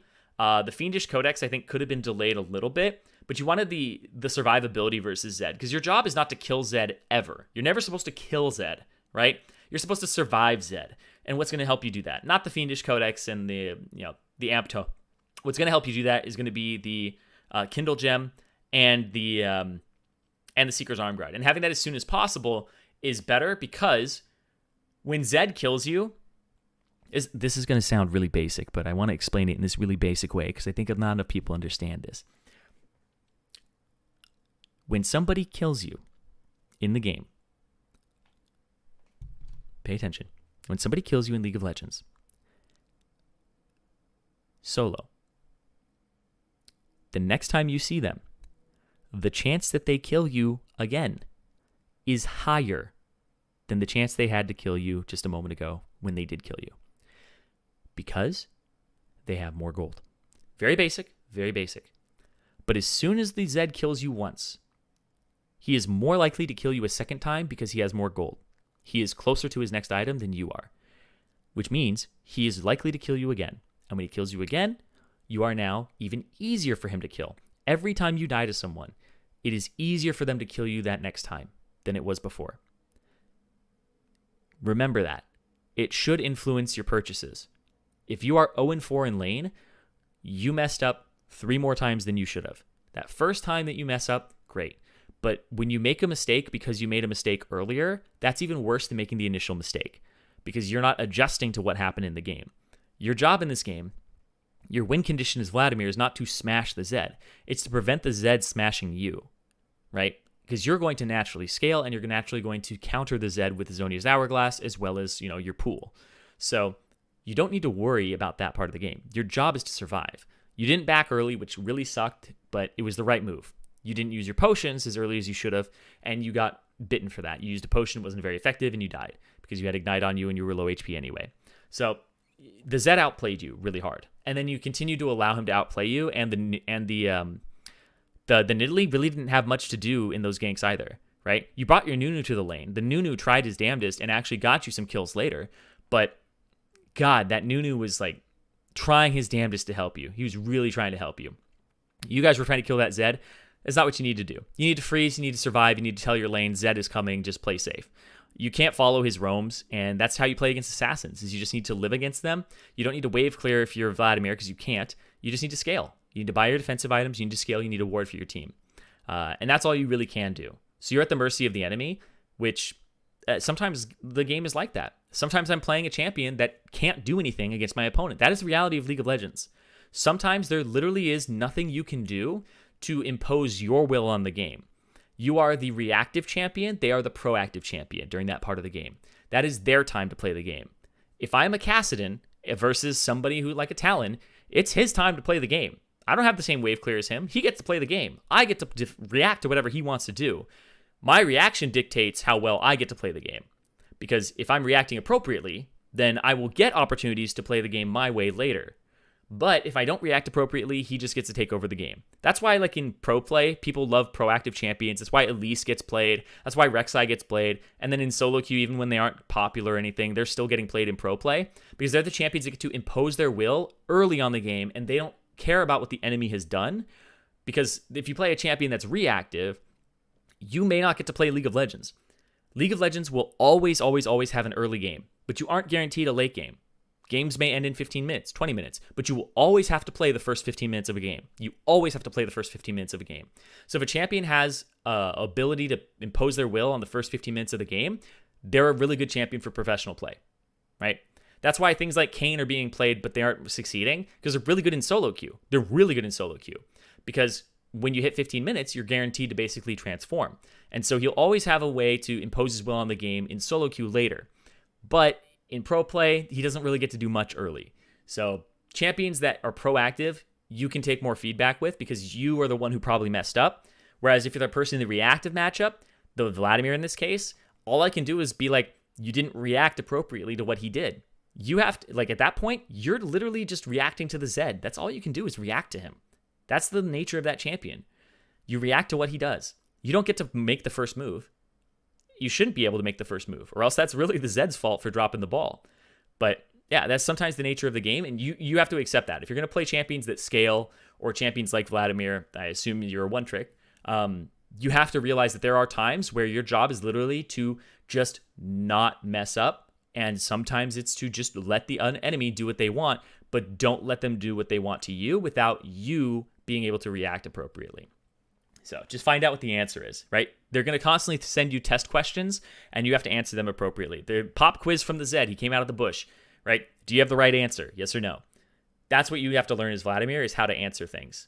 If you're not the one giving the test out, you're not the one giving the test questions until later in the game. Then you flip it on them, but that's it. All right. Anyway, are there any proactive ADCs? Yeah, Draven, Lucian, absolutely. Oh, yeah. ADC isn't a role that... is just a role that isn't proactive. I would say no, they're not very proactive. The supports are going to dictate usually how that lane goes more than anything. So a lot of the times you're at the mercy of what the lane matchup looks like. Draven is one that can be proactive. Ezreal actually can be proactive too, if he does E forward, anything like that. But a lot of the times you aren't the one who's dictating the lane. That's what people mean, is you're kind of just the one who's assisting in whatever the lane is going to look like. So... do I think ADC is the worst role in the game right now? It is the worst role in the game early. It is the best role in the game later, because it's just the most effective role in terms of what it can do later. But it is the worst. I think hands down, it is the worst role in terms of agency and solo queue early game. Absolutely. I think it's by far the worst. Everybody else has more influence on the first 15 minutes of the game. And remember what I said? Every game has the first 15 minutes. You have to play the first 15 minutes of League of Legends, but you are not guaranteed minute 16, 17, 18, 19, 20, and onward. You're not guaranteed 30 minutes. You go, I scale at 30 minutes, you're never guaranteed that. ADCs are at the mercy of the first 15 minutes of the other people in the game most of the time. So, but what if you have no real team late? Then your team didn't hold off long enough for you to actually become a character. So that's why people feel like ADC is weak. That's why they feel that way. Now, can you be proactive as an AD carry? Absolutely. You can team up with your support. You can roam mid, you can lay down wards, you can have pressure, you can push, you can get dragon. There are ways to be proactive compared to the other person, because you're both playing, AD carry. So obviously you both have the same amount of agency. You just need to act on your little bit of agency more. That's all, right? You're not the character that's going to go top lane. You're stuck in your lane. You have to farm. So ADC, I think, by far is the worst role in terms of comparative strength and agency early game. But remember, both teams have an ADC. You just need to be a little more effective than their ADC. And that's you doing your job. So in terms of proactivity, they are the lowest. But it doesn't mean they have 0, right? You can have 0 if you're completely reactive. But if that's happening and your opponent is actually doing things, then yeah, you're probably, probably going to look better. So it's something that always, I would talk about this with the other casters, and this is something that I think they would say was AD carries usually look like the result of their team.